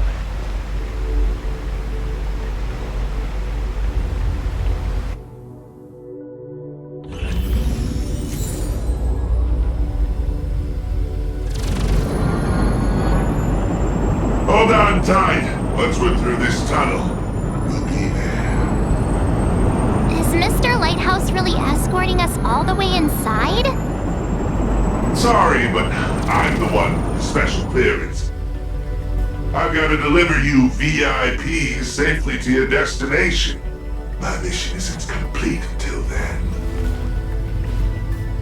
I'm usually just flying around up there, so this is my first time riding an everyday commuter shuttle. If you folks aren't in a chatty mood, I can stop talking.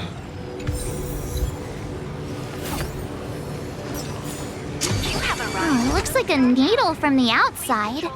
But once you're inside, it's actually massive. You're looking at least 100,000 people buzzing in and out of here on any given day. Morning. On your way to work? Non-employee detected in the work zone. Please cease movement and submit to scanning. Identity confirmed. Security officer, Lighthouse.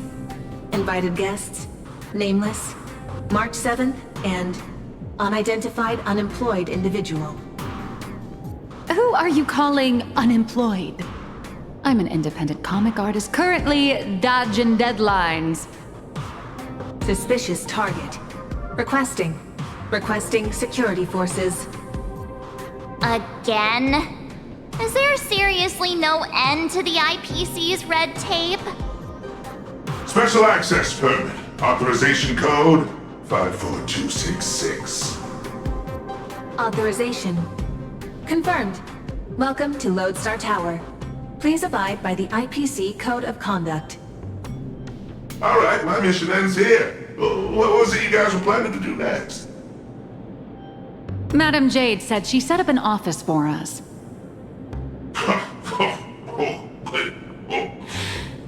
Then just go say hi to the receptionist and drop Madam Jade's name. Assuming none of the bigwigs decide to trip you up again, of course. Good luck out there. I've got a patrol to get back to. See ya, Mr. Lighthouse.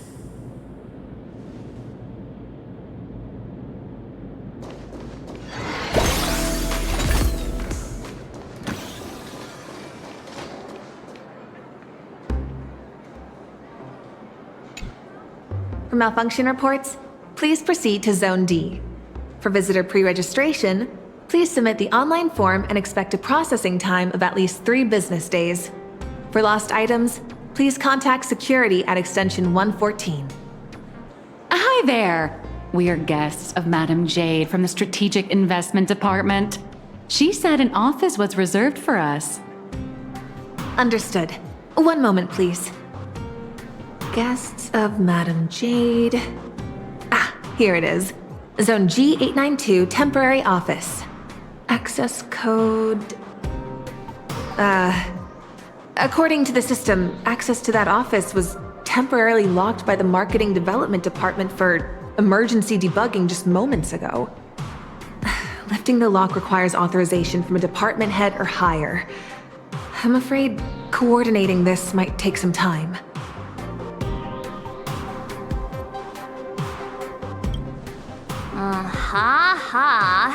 Why am I not surprised in the slightest? That's the IPC for you. A textbook example of petty office politics.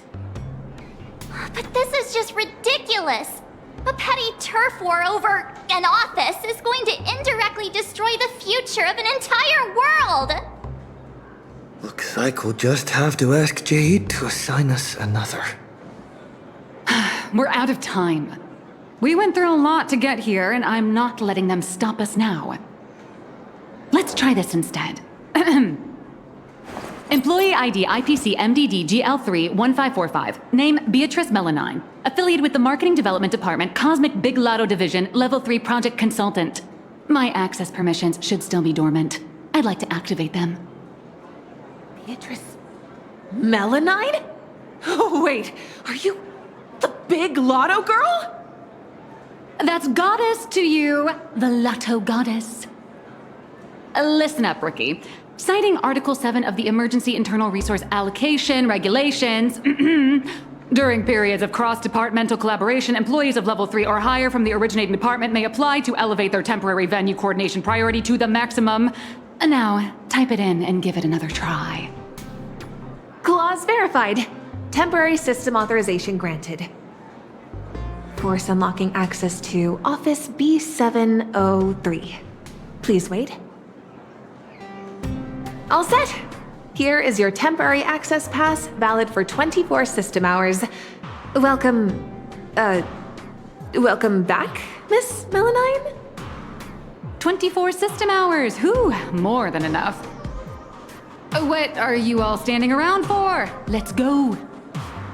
What just happened? Are you really Beatrice Melanine? No way! It's just one of the many gigs I've worked, hardly worth mentioning. But... I know you have a lot of questions, but the hallway isn't exactly the best place to chat, is it? This way! B703, right? Back at my old stomping grounds. I know this place like the back of my hand.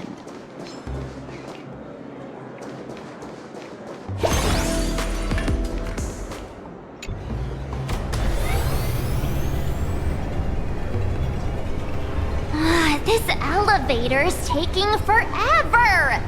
How many floors does this place even have? The Lodestar Tower tops out at 6,622 floors. I'll never understand why they built it so ridiculously high.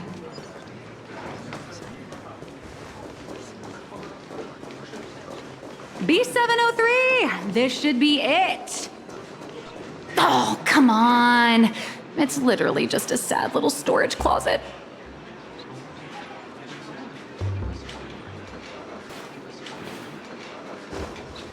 Finally, a place to catch our breath.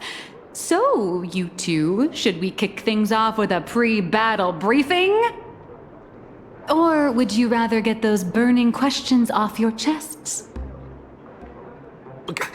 Before we begin, I have a question. From the day we met, your identity has changed constantly. President of Robobocom, an employee at Perlux, a deadline-dodging comic artist. And now, you're the IPC's lotto goddess? So, Miss Nihilux, who are you, really? Before I answer that, I need to ask you two one thing. You're willing to trust me, right? Well, you seem like a good person, I guess. But if you don't give us some straight answers, he and I are gonna have a hard time trusting someone who's always keeping secrets. The nice guy card. March. That's the highest praise I've ever received. It's fine. A trusting heart is magic. Since you're willing to trust me, I'll stop hiding things from you. I do juggle quite a few identities, and I'll admit, I don't exactly look like the most reliable person. But every single version of me is 100% genuine. I'm just glad these identities have allowed me to help my friends out when they're in a pinch. Little Raccoon, there's, something I need to get off my chest. I think it's time I told you. Boss! Evil boss. Mr. Sunday tipped us off that there's some explosive news to cover, so we came without a moment's delay.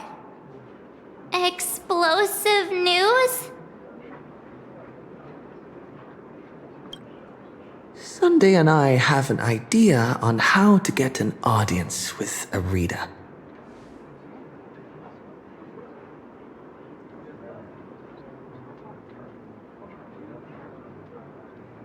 Uh-huh. So, you want to blow the Planarcadia Husk crisis wide open, using public outcry to corner the pro-weaponization faction!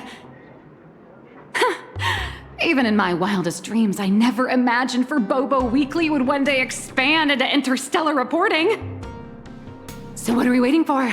Let's drop this bombshell in every reader in Astropolis right now!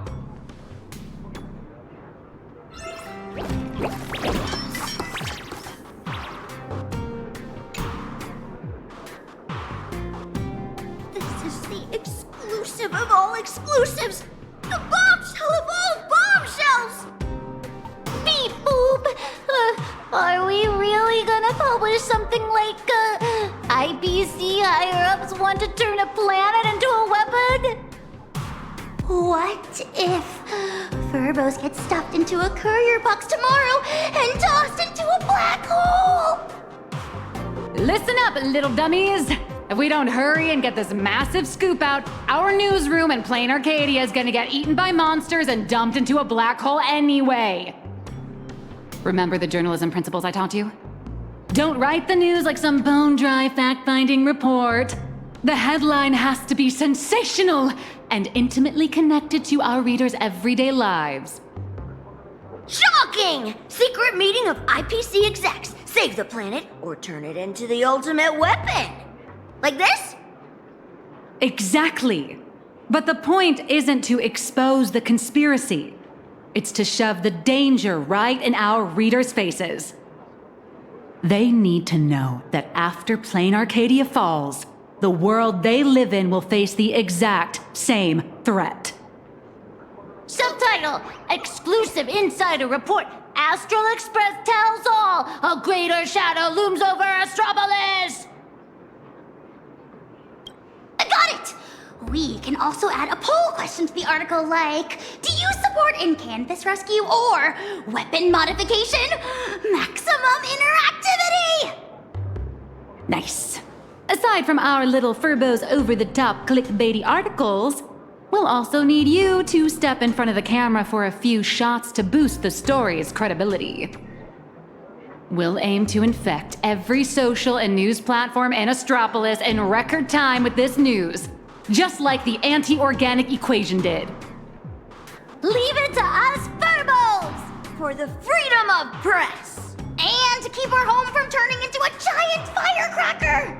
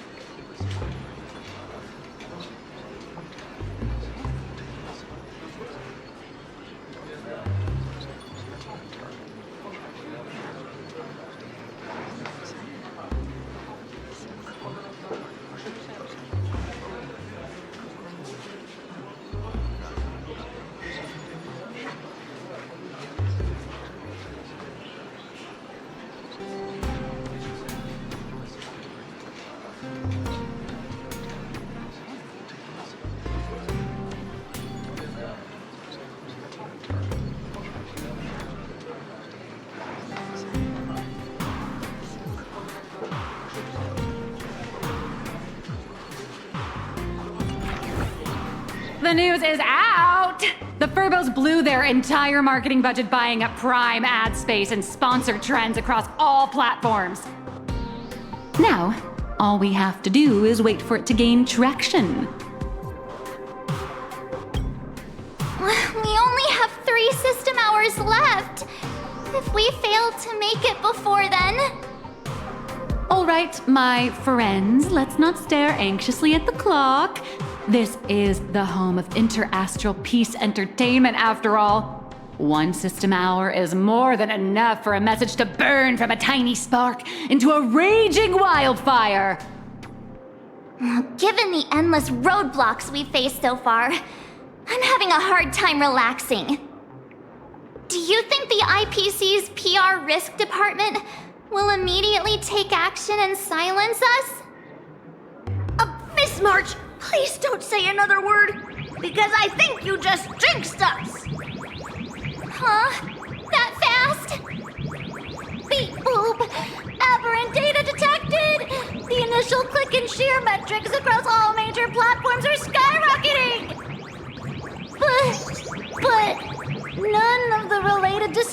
topics made it onto the trending lists.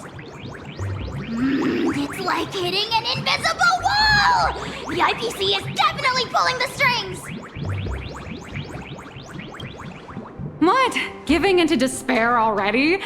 Did you forget? Astropolis is home to more than just IPC employees, and not every employee is a puppet dancing on the IPC strings.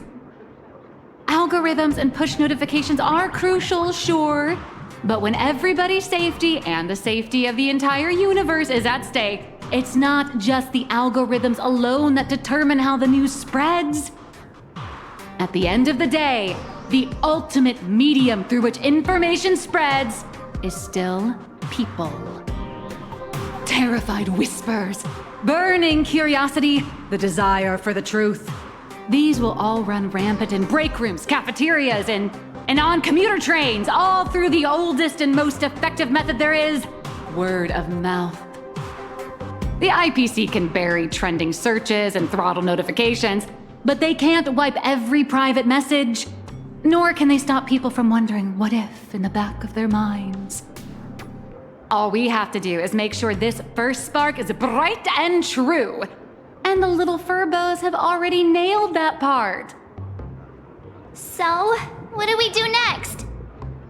That is a question the IPC itself must answer. The fire has been lit. Putting it out is their problem. I guess the most dignified and foolproof approach would be to come straight to the source of the information and propose a partnership.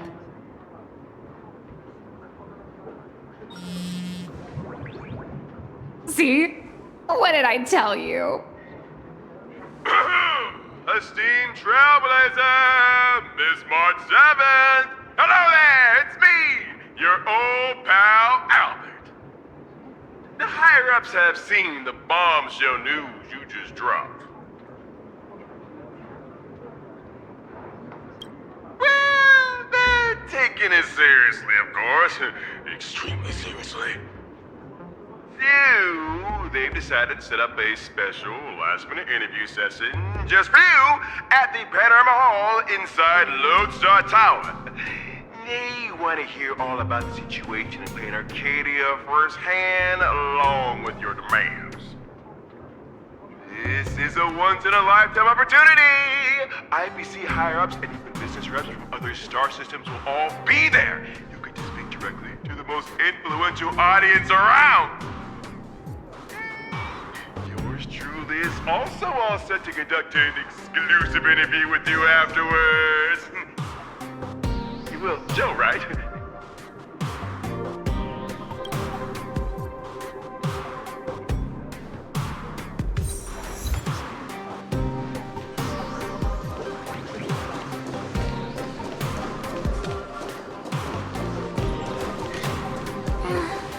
Leaving already? No time to waste. I need to move, now. Good luck. Yay! Our voices are finally being heard. See? I was right, wasn't I? Albert sent over the time and location. I'd better get ready.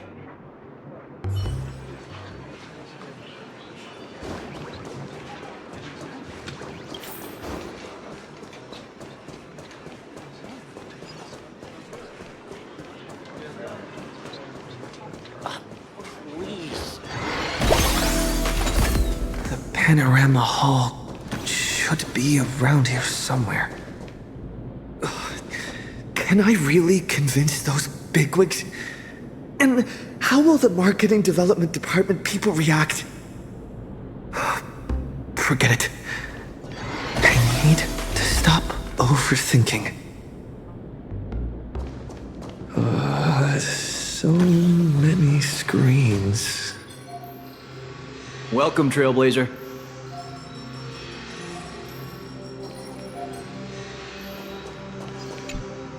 Pleasure to make your acquaintance. I'm Yannick, assistant to the International Peace Corporation's Board of Directors and one of the hosts of the Pan-Cosmic Trade Summit. The news you posted on your personal media account has caused a massive uproar across all of Astropolis. I've been commissioned by the board to arrange a special discussion panel. I'd like to invite you to speak your mind without reserve.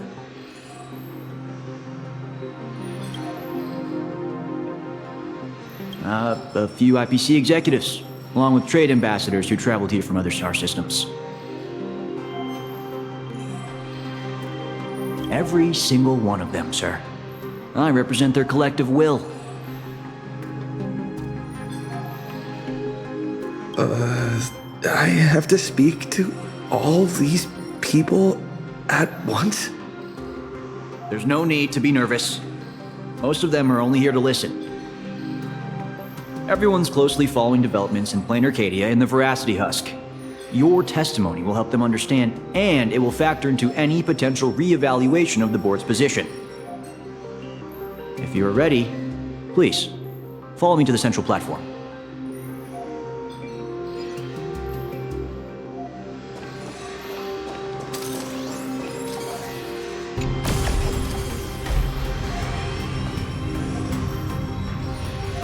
Please try to capture people's attention and make the most of it.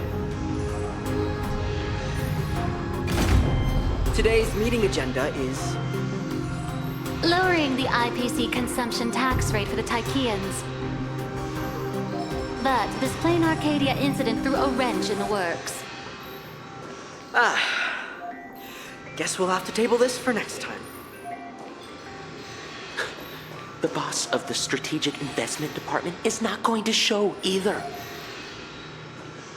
They might need to be careful about the optics because of Pearl, from what I heard. Everyone please quiet down. A messenger from Planarcadia, nameless of the Astral Express, is here. At present, aside from Zazad and Diamond, who are absent due to scheduling conflicts and other unforeseen circumstances, the heads of all 7 IPC departments have remotely connected to the Pan-Cosmic Trade Summit venue. According to the pre-meeting briefing, our agenda today is an inquiry and statement of position regarding the Planarcadia Husk crisis. Don't panic. Seize this chance to get your demands across to these IPC executives. I am sure you have all seen the news regarding the situation. I swear on the honor of the Astral Express that everything I say is the truth. I am here to deliver a plea on behalf of everyone still fighting in Planarcadia.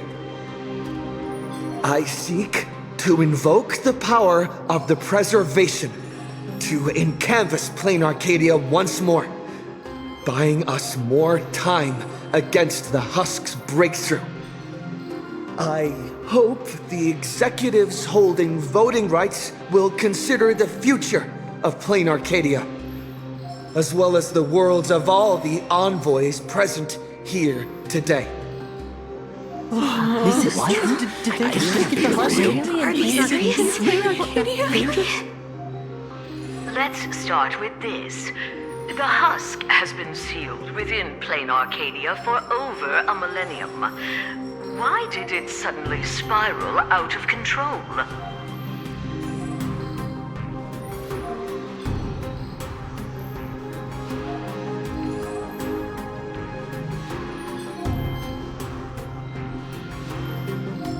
The Phantasmoon Games held in Planarcadia are in fact a ceremony designed by the Eon of Elation to suppress the Husk. Unfortunately, despite our best efforts to stop him, Lord Ravager Asat Pramad managed to disrupt the ceremony. I understand you're anxious, but I think you're being alarmist.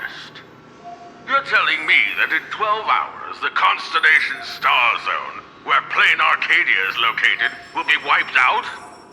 Do you have any proof to back up your claim?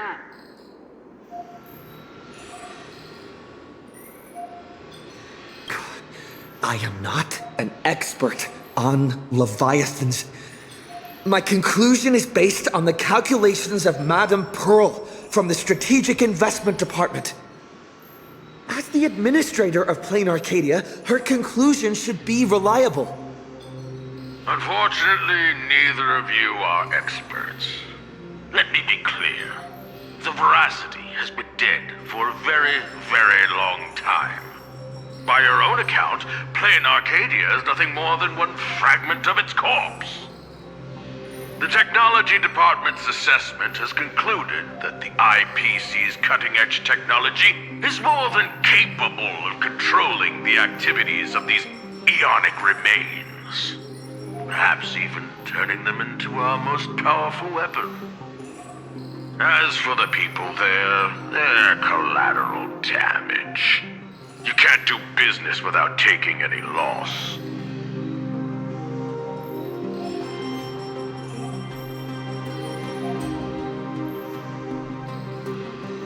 Mr. Taravan, what are you saying? If you adopt the Technology Department's proposal, wouldn't you be abandoning Madame Pearl, along with all the survivors? Isn't Planarcadia part of the IPC's trade network? What happened to the spirit of preservation the IPC preaches? You've just told every trade ambassador in this room that the IPC's protections and treaties are worthless the moment disaster strikes. Esteemed ambassadors, I ask you, when the next disaster descends upon your worlds, can you trust this person standing before you to help? Don't bother with the theatrics. Of course they don't trust me. Or should they? They're here for business. They're here to sell their manpower, resources, and technology. They're here to trade their planet's blood for sky-high amounts of money. Every world that joins the trade network bears its own risks. The swarm, the anti-organic equation, the Borising. Sure, the IPC provides some support to its allies, but the IPC isn't your spoon-feeding, diaper-changing nanny. What is Mr. Taravan What is he talking about? That's quite enough, Taravan. You've made it all the way to board director, yet you seem to have more professional discretion back when you were hauling materials for the building material logistics department.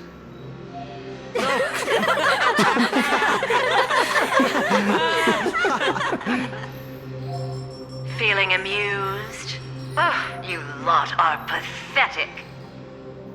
Weaponizing the husk is the most effective, technologically sound solution to the crisis right now, bar none.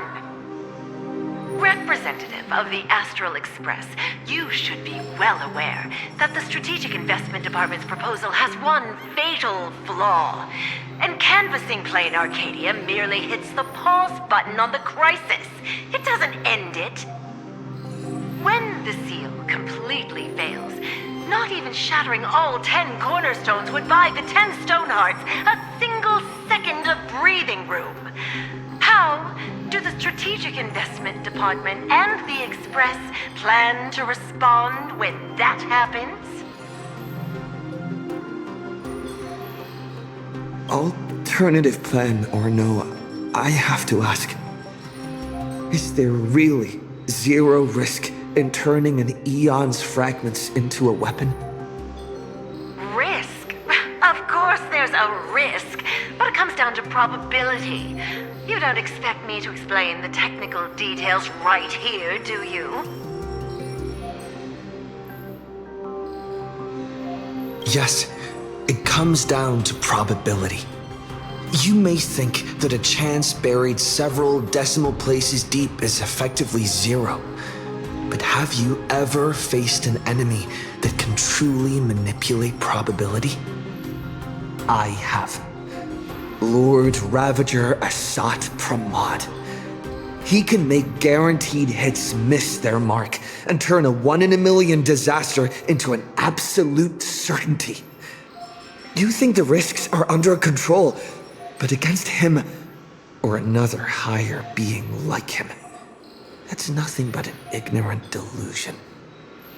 You certainly can turn a blind eye to the odds and hit that weaponized button. But when that probability turns around and devours you, will you be ready for it?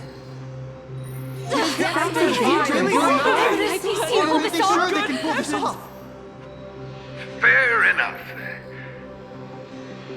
I've heard all I need to know regarding the Planarcadia issue.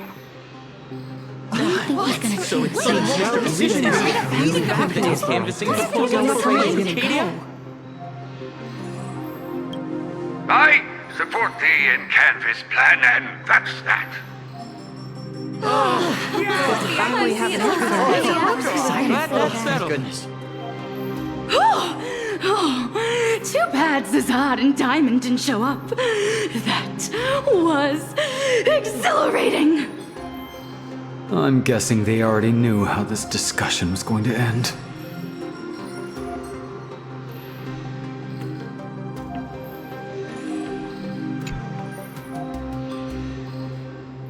Congratulations on getting your wish, Mr. Trailblazer. The discussion was quite lengthy. Let's take a break. We actually convinced Mr. Arita? I thought it'd take a lot more work. I understand. In certain moments, a matter of life and death can carry the exact same weight as a speck of dust. Until the dust settles, people are bound to feel a lingering sense of unease. But the truth is, you've been fighting for the right cause, and you've succeeded in moving it forward. Hey, remember your old friend, Albert? He's been following the summit from start to finish. Perhaps during the break, you could head over to the Keeping Up with Star Rail studio and update the audience on the results of the discussion. True. I promised Albert I'd record a segment after the summit. The court of public opinion is a battlefield, and seizing the initiative is crucial. Keeping Up with Star Rail reaches an audience far beyond Astropolis. It broadcasts to the entire cosmos. It's a prime opportunity to make your voice heard and leverage media influence to pressure the IPC's decision-making process. This ring platform we're now standing on branches out in 3 directions, leading to different functional zones within the Lodestar Tower. The Keeping Up with Star Rail studio is right over there. If you'd like to head over, simply operate this rotary dial and the path will open right up for you.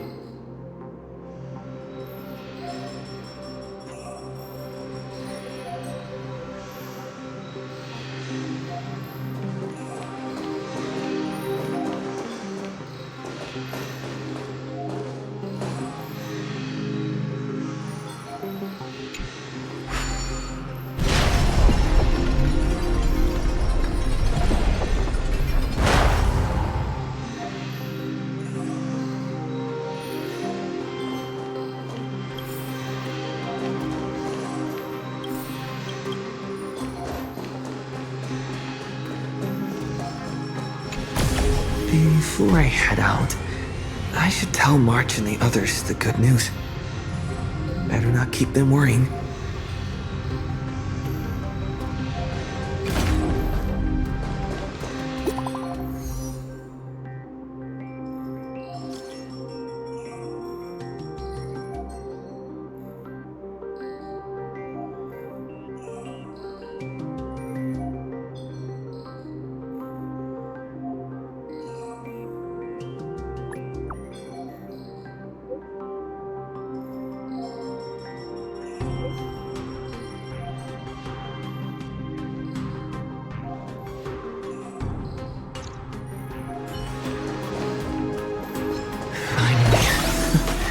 I can take a breather. Next up, Albert's interview. Better not keep him waiting.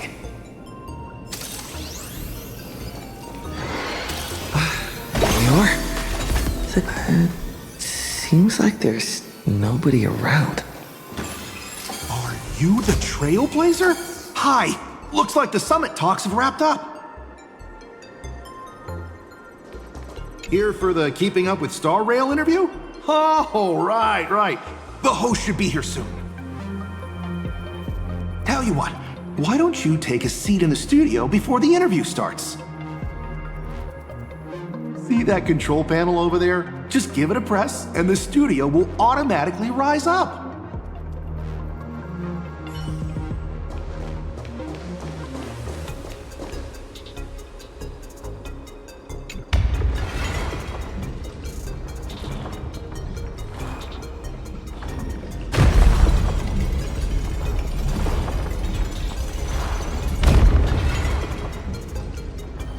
This must be the Keeping Up with Star Rail studio, right?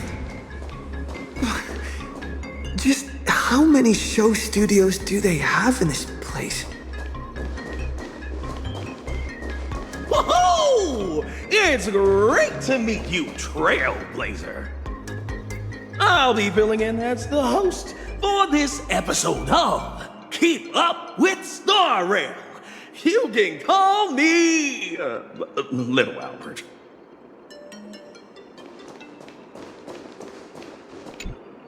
Albert isn't coming?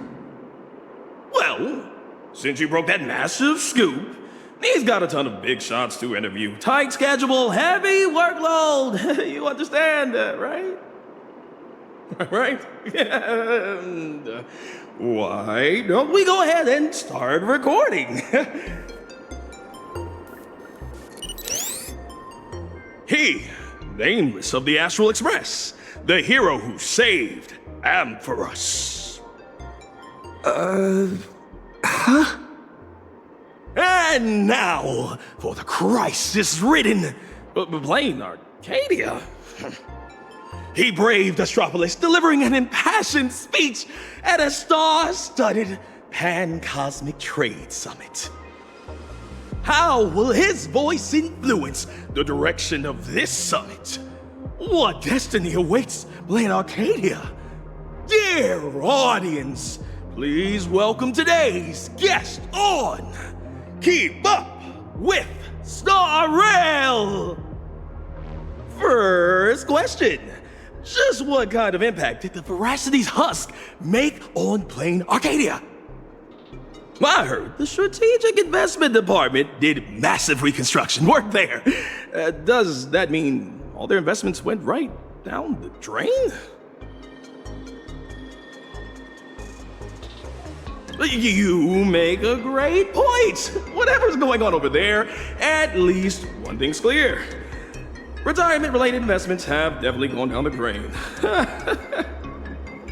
Why do you ask? Well, an apocalypse obviously tanks everyone's life expectancy, so healthcare brands have absolutely no future.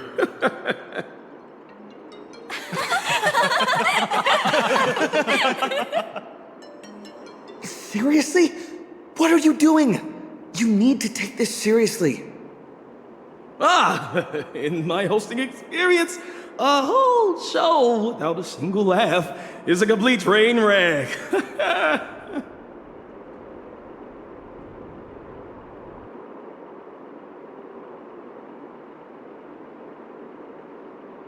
We're talking about the existential crisis of an entire world. This isn't keeping up with Star Rail style at all. Would Albert really hand over the hosting gig to a bird like you? Tell me, who sent you?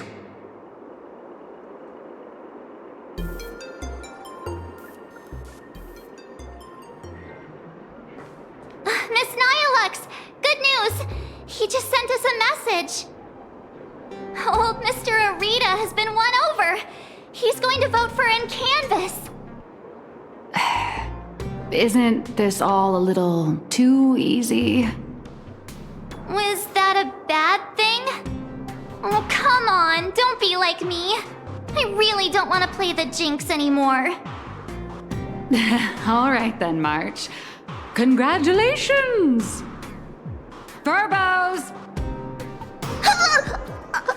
You scared this Furbo half to death. Evil boss, don't just start screaming! my little Dumbos! Get online right now and pull the search volume for the keywords Summit, Astral Express, and Planarcadia. Huh? What for? In my experience working at the IPC, you can never be too careful. They invited Little Raccoon to present his case at the summit. Even if they don't publicly announce the voting results, they can't stop curious outsiders from driving up the search volume for related info. Beep boop!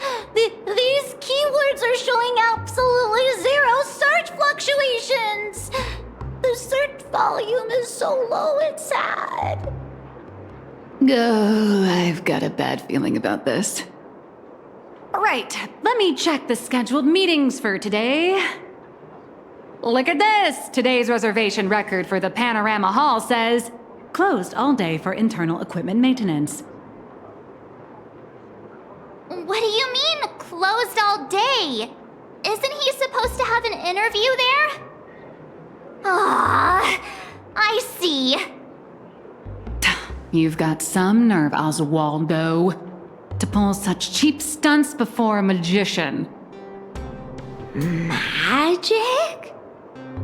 Yeah. An elaborate high-budget display of commercial magic. Its goal isn't to solve the problem, but to buy time. Using a highly convincing executive debate to stall our protagonist, tricking him into thinking hope is just around the corner so he'll quiet down and wait for the outcome.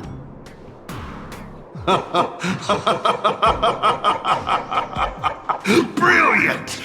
Absolutely brilliant!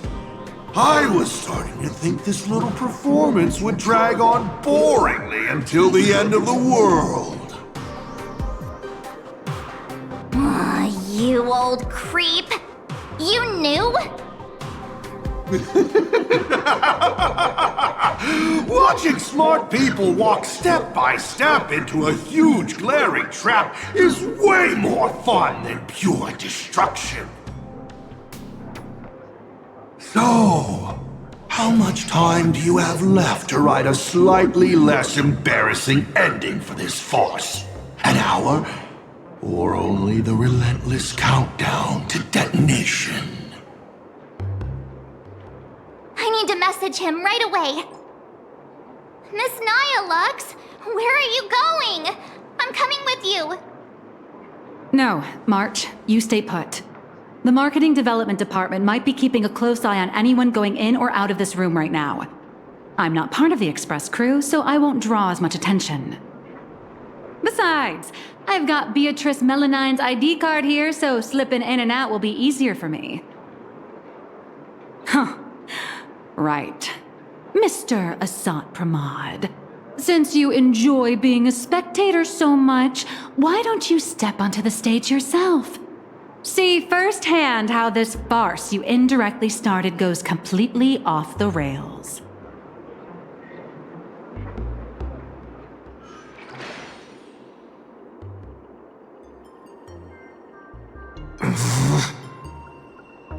You don't look so good all of a sudden. Are you hired? You all teamed up to play me like a fool. Uh-oh! Mission's a bust! I've gotta stall him for as long as I can. Or I'll end up like Mr. Albert!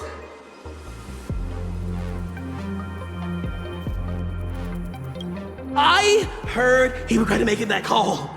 He wanted to contact you. So, the security guards locked him up in one of the studios.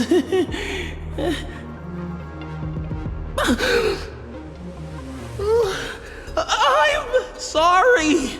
I'll tell you everything. I'm just a lowly grunt in the marketing development department. They promised me a promotion and a raise if I could keep you here.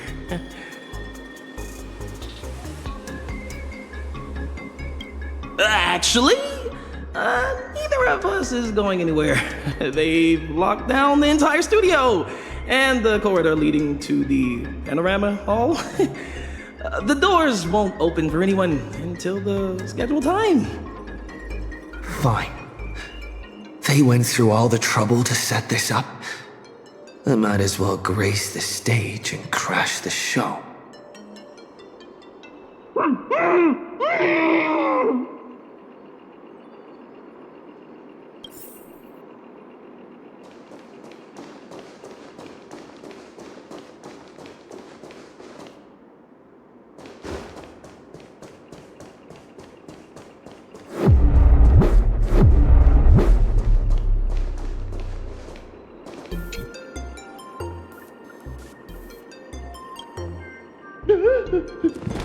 Don't come any closer. I don't want you to see me like this. I'm so sorry. I knew they were just using me to gain your trust, but I still made that go. I'm a spineless chicken. They locked the doors. Do you know another way out of here? Truly knows a way. There's an express lane for clocking out right in the corner of the studio. Found it. I'll give you 2 passcodes. Punch them in, follow the path, and you'll be able to bypass the lockdown and come right behind the Panorama Hall. Hurry up and go. Don't worry about me. I can break out of this cage on my own. Take care of yourself.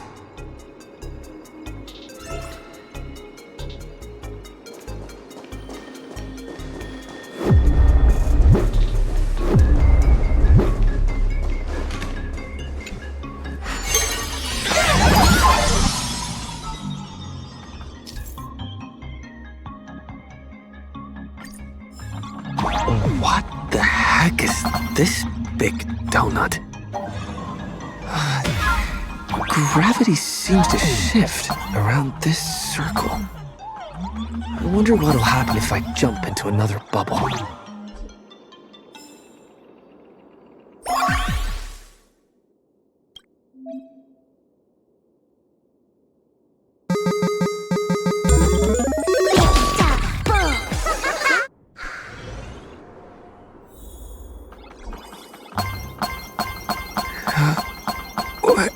Is this the hall from earlier?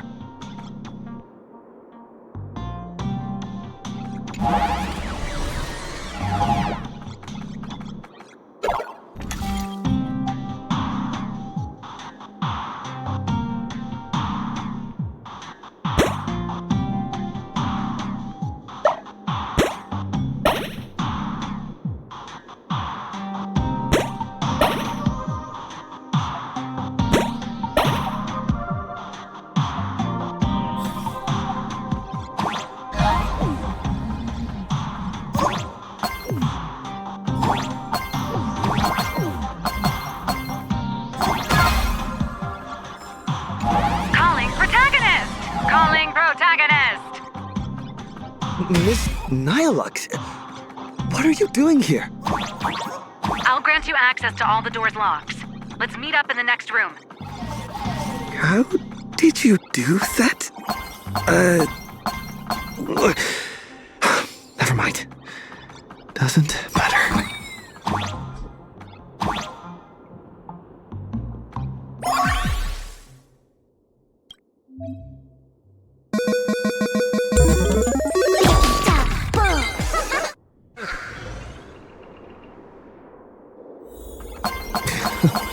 The IPC security is a joke.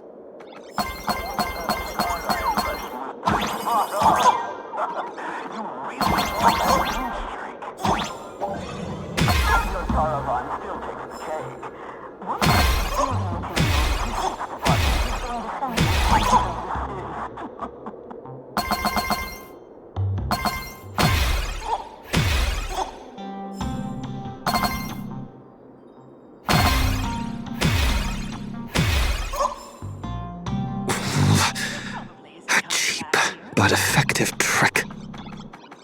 Judging by the time, I'd say our job here is done.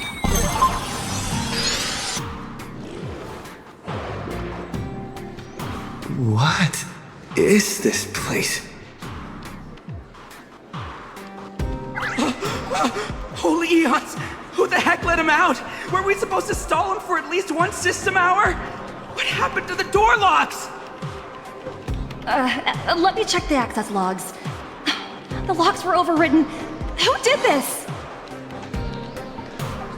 That'd be me. I did it. Someone gifted me a tiny data slice. Said it'd take care of a lot of headaches. Stellaron Hunter Tech. Pretty impressive, huh? Are you a Stellaron hunter? Oh, no. I'm your colleague, Beatrice Melanine. Haven't you heard of me?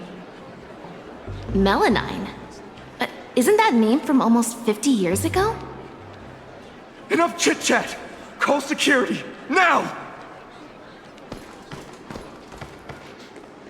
Are we going up against a nameless?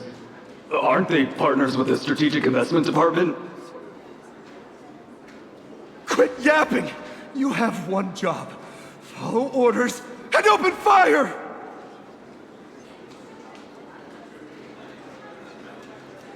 That's a wrap for your show. Now it's my turn to take the stage. Hold your horses, protagonist. It's not your time to shine just yet. These small fries aren't worth the time. Let someone with a big appetite gobble them up. What the heck is that?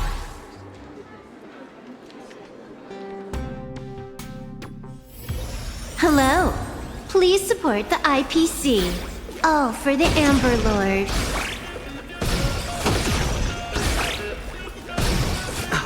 Out of my way! Get lost! Help! The Nameless has gone crazy! Slack off once in a while. It's good for your health.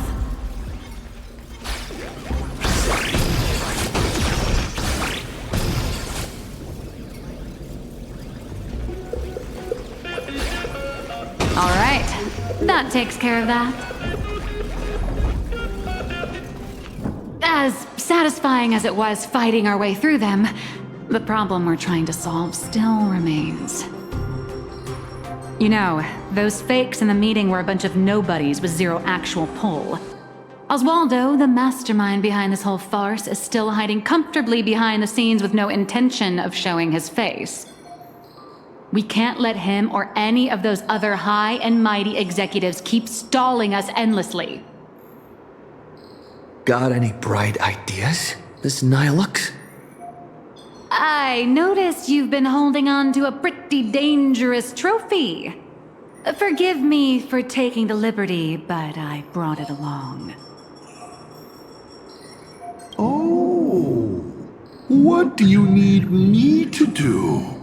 Slaughter them all, or bankrupt them? No, just look at this! The severed head of a Lord Ravager, and it still talks. I guarantee you, shoving this in their faces will shock them through and through, more than some distant husk breaking its seal ever will. I like this idea.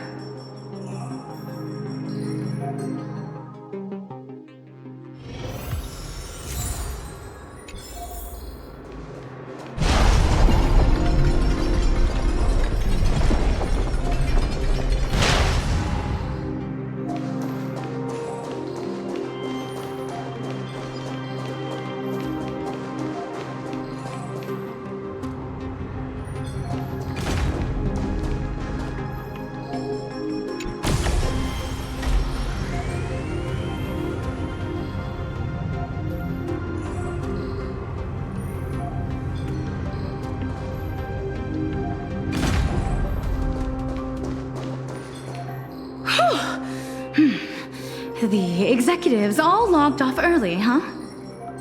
With them out of the way, the mission's basically complete. What happens next depends on how long the fake host can keep him distracted. Now, off the record, don't you folks think I'd be a pretty convincing Taravan too? When it comes to being a gourmand, I could give the real Mr. Tarvan a run for his money. All right, zip it. If word of this gets out, you'll be packing your bags by tomorrow morning. But Mr. Yannick promised us whatever is said during this summit won't reach a single ear outside the Panorama Hall. Oh, yeah? Are they really that confident?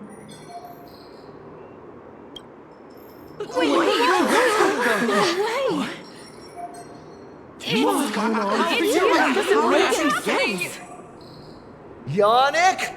You sneaky little Bart turd! Point every single camera at me right now! I know you have the clearance. I want my face broadcasted to every single screen in Astropolis!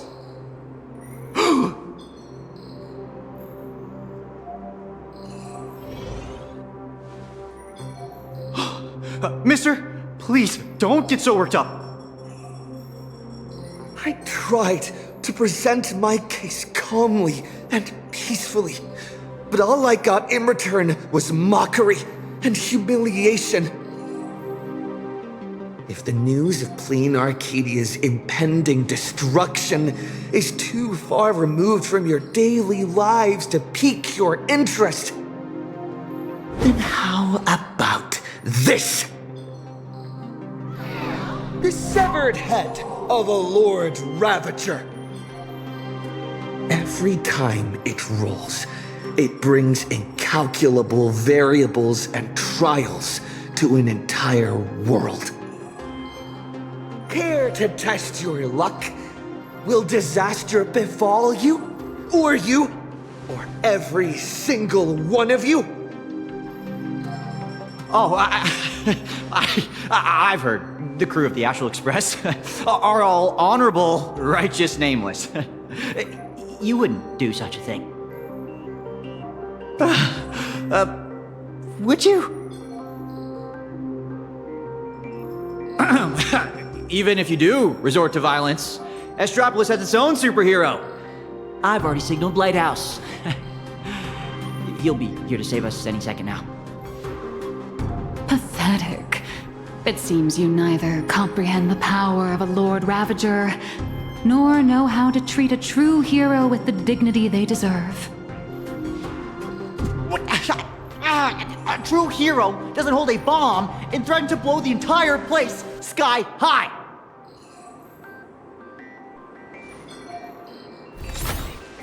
We meet again.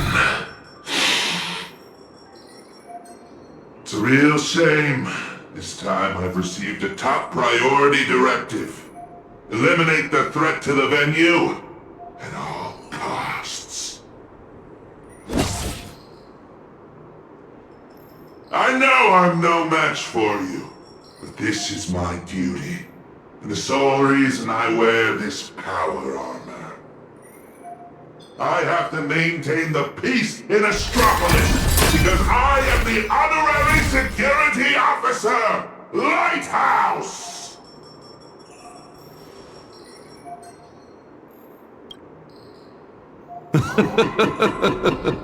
Peace? Since when has Astropolis ever known peace? I once heard a rather amusing joke. The preservation is nothing but a facade. Kapoth fell from grace ages ago, and the IPC is actually a faction of the Veracity. But seeing it for myself today, it turns out it wasn't such a joke after all.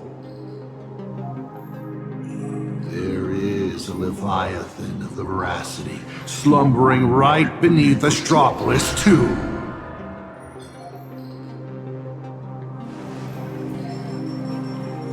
What kind of nonsense is that thing spouting?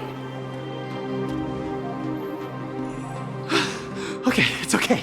Don't panic. It is impossible for a Lord Ravager to breach Astropolis. Do it, Lighthouse! Take them all down! All lighthouse units, assemble! You people have truly pushed me to my limit. My warnings are falling on deaf ears. Time to cleanse the film. Target destabilized. You shall be judged. Blasting retreat and Tempered 1,000 times. The smoke is gone. I can't. Target destabilized. Enema! Eris!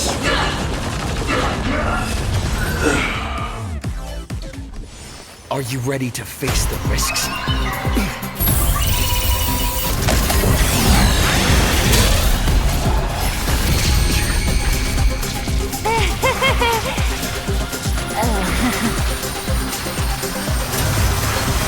That will do. Huh? Mr. Arita wishes to speak with you two. What an absolutely spectacular show, Yannick. Mr. Kenneth? Trailblazer Madam Nihilux. Or perhaps I should call you Madam Beatrice Melanine. I am here to welcome you both with the utmost respect.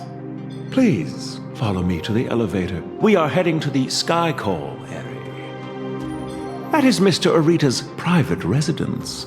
It is secure and quiet. It is there that he will decide the future of Planarcadia.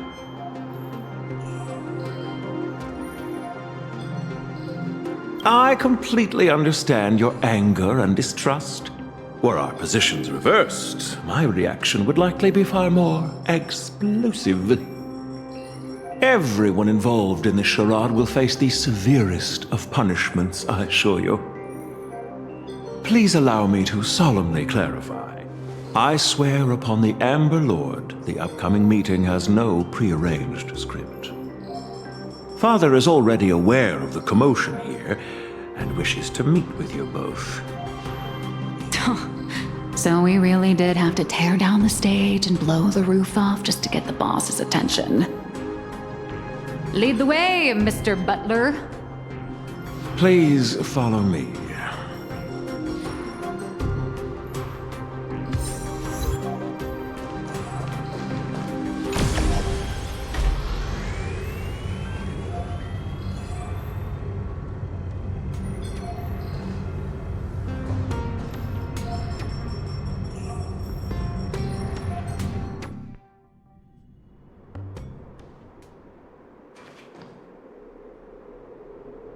Where are we?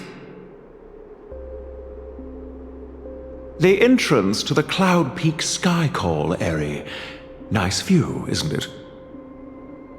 From up here, all of Astropolis is laid bare, stripped of its secrets. Not many are privileged enough to enjoy such a view. In the entire IPC, only 7 individuals hold this honor.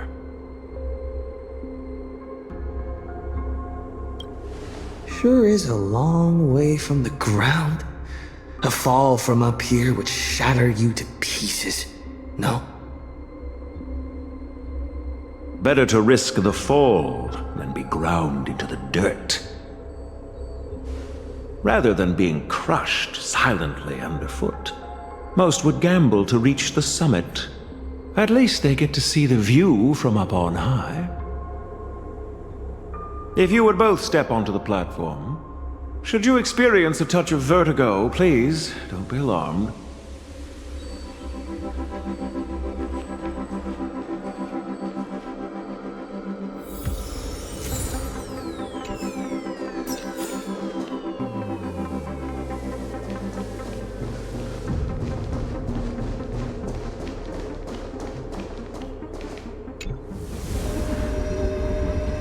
Did I just get sucked into the sky?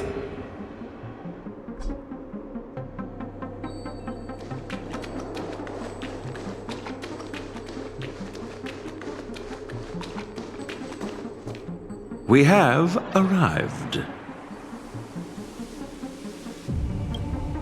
Father, I have brought them.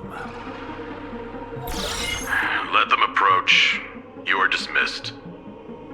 Children need not be present for what comes next.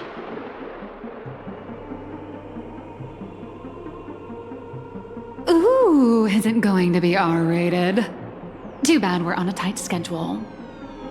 There's less than a system hour left before you cast that crucial vote. Clock is a-ticking, Mr. Orita. You really should invest in a better watch, Ms. Melanine. We have time to spare. We all know Louis Fleming only needs 60 seconds to make a decision. You're not Louis Fleming, though. Everyone also knows that even the chairman can't change a decision made by old Orita. Indeed. The younger generation seems to think the Ahatopia case requires no further discussion. I, however, have my reservations. I find both of the current proposals lacking. Oswaldo is capable and ambitious, but he remains a child. His ideas are naive. Diamond. His mind is far more mature than his appearance suggests. But being overly calculating can sometimes be a detriment. My duty is to select a successor for the IPC. Their credentials are simply too shallow to claim my vote.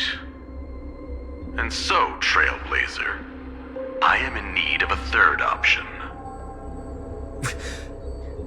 A third option? I've been observing you ever since you set foot in Astropolis. Hustling and making your voice heard. You're just like Louis Fleming during the founding years. Now, I will give you 60 seconds. Tell me your story. If it proves compelling enough, you might just win my support. This way, I won't be forced into a binary choice. And you get exactly what you want. A win-win, as they say. With everything going on, you're still playing power games? Listen closely. I'm not here to tell stories. Stories are just word games, and they won't stop the imminent threat of the veracity breathing down our necks. If you think canvassing is just stalling for time, and weaponization bears too much risk, then I'll give you your third option. The first signs of the war among the Eons are beginning to show. I believe this is why the IPC has been positioning itself here for years. When I saw the Phantom Moon at its fullest, I became even more certain. This ceremony to commune with the Eon, whether genuine or not, could be the turning point that determines the destiny of the cosmos. But what's important is that you make your own decisions, such as whether you'll take part in these grand games, and if so, how. Return to whence you came. As a supplicant, I shall restart the Phantom Moon Games. I'll gather our wish power, seek an audience with Aha, and use the Elation's authority to suppress the husk, just as it was done countless Amber eras ago. If people could do it then, we can do it now. But for any of this to work, Planarcadia has to survive. And what makes you think the ever-fickle Aha will simply grant your wish? Right back at you. What makes you so certain Aha won't take my side? Fair enough. I don't make a habit of dealing with eons, so I suppose I have no say in the matter. Then again, I'm not the one making the decision here. Louis Fleming is. 60 seconds are up. Chairman, the decision is yours.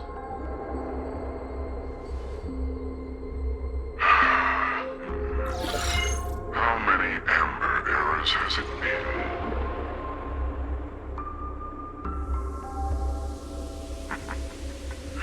My old friend, have you returned?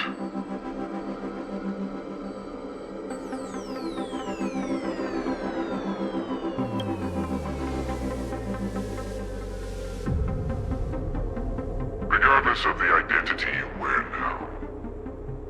As long as the party concerned approves of this young one's proposition, the IPC will lend its full support. So tell me, what are your thoughts? Do you really need to ask?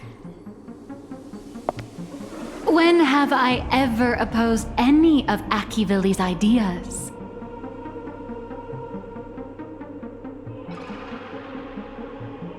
The answer is approved. The writing is on the wall. It's quite obvious whose side I'm taking. In that case, as always, I wish you both the best of luck. Rita. Yes, sir. By the sacred authority bestowed upon us by the Amber Lord, the Traditional Project Department has reached a decision. We cast our vote for the Astral Express, and canvass Planarcadia and restart the Phantom Moon Games. Thus, it is settled. The will of preservation shall be made manifest. Ahatopia will be preserved.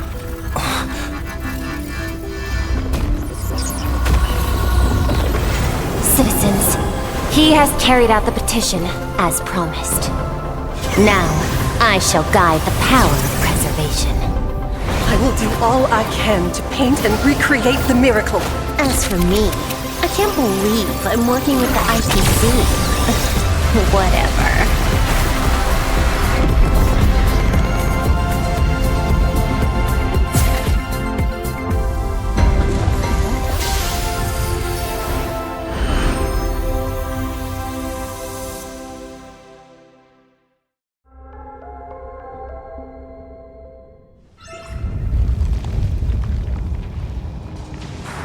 Miss Himiko! It's time to retreat. No. Perhaps we don't need to head to the tavern after all. The series of tremors have now subsided. The tentacles surging from the fissures have vanished too.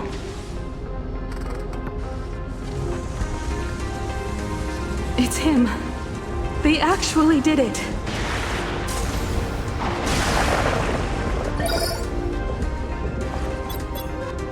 I am delighted to deliver the good news. The reenactment of the World and Canvas ritual was a success. Planarcadia has survived its most critical hour.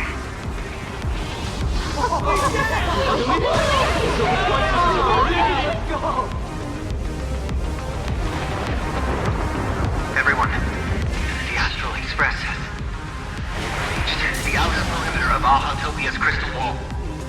The train will serve as a relay station, bridging communications between Planarcadia and Astropolis. I bring greetings from him, along with our objective for the next phase. Make your preparations. The final Phantom Moon Games are about to begin.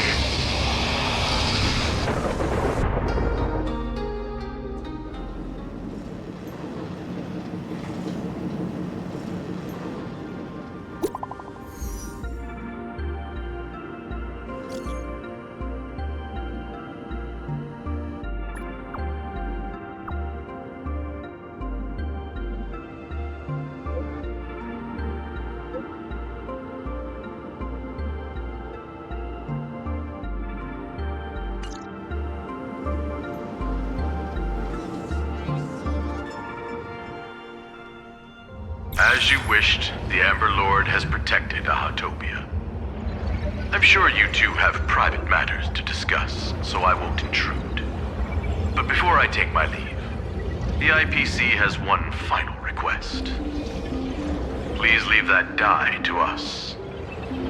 The Lord Ravager's head is far too dangerous. It needs to be properly contained.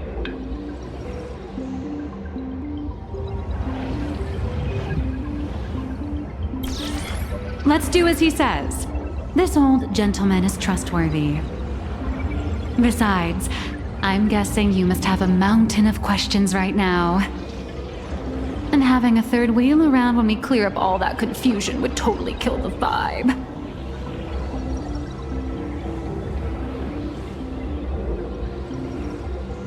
Mr. Trailblazer is gone. Will everything he claimed actually come to pass? He will do it. He has to. Oh. Why is the air in this room suddenly thick with conspiracy? Could it be that someone struck a little side deal under the table? Times change. The IPC may no longer be the support team of old, but we won't abide the slander of a pawn of destruction. Your accusations at Lodestar Tower certainly piqued some interest. And from none other than the subject of those rumors herself. The Leviathan of Astropolis you spoke of. She is here. What do you intend to do with the die, Miss Yabale? Can't you guess what I want? Hand it over to Lighthouse and send it to the Life Sciences Institute. I'll take the scalpel to it myself, dissect this head stuffed full of conspiracy theories, and devour the knowledge of Ouroboros. Every last crumb of it.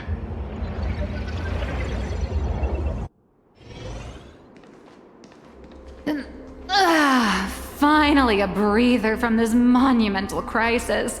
I can now rest. I'd love to say that, but you're not going to let me off the hook, are you?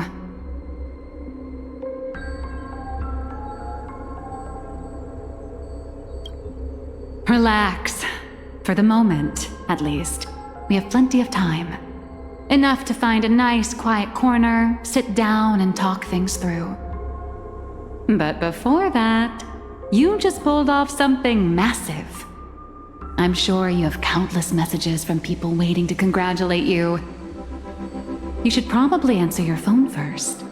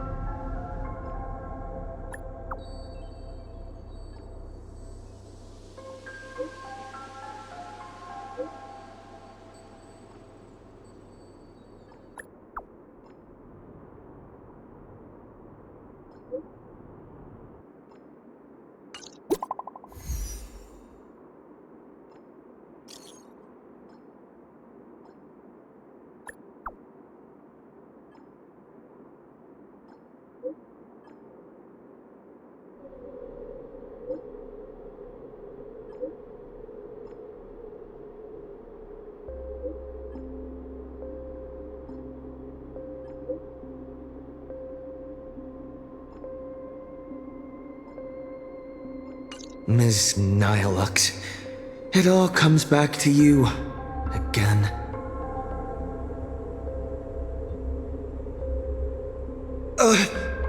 Where'd she go? Darn it! I slipped up. Did she make a run for it?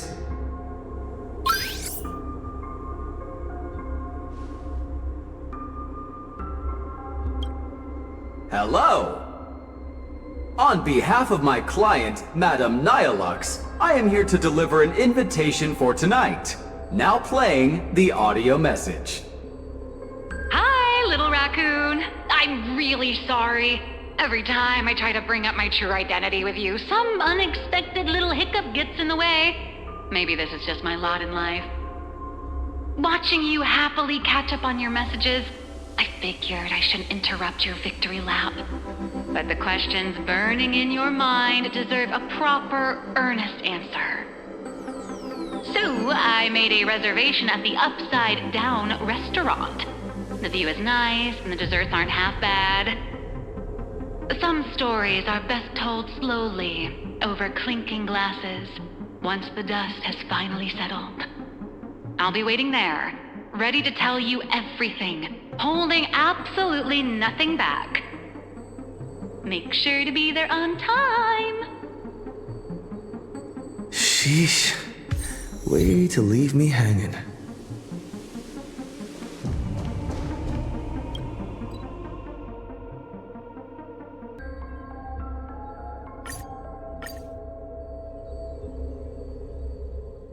Nihilux should be right around here.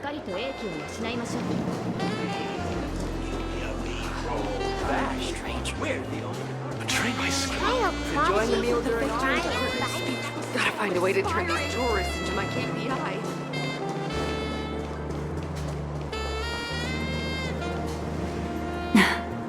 I knew you'd come.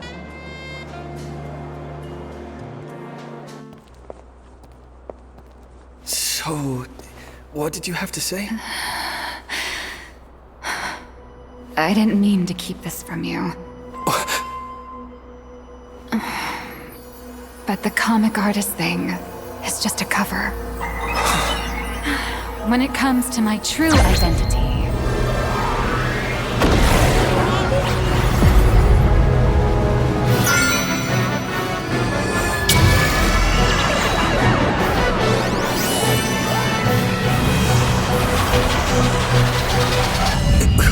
you can call me Aha.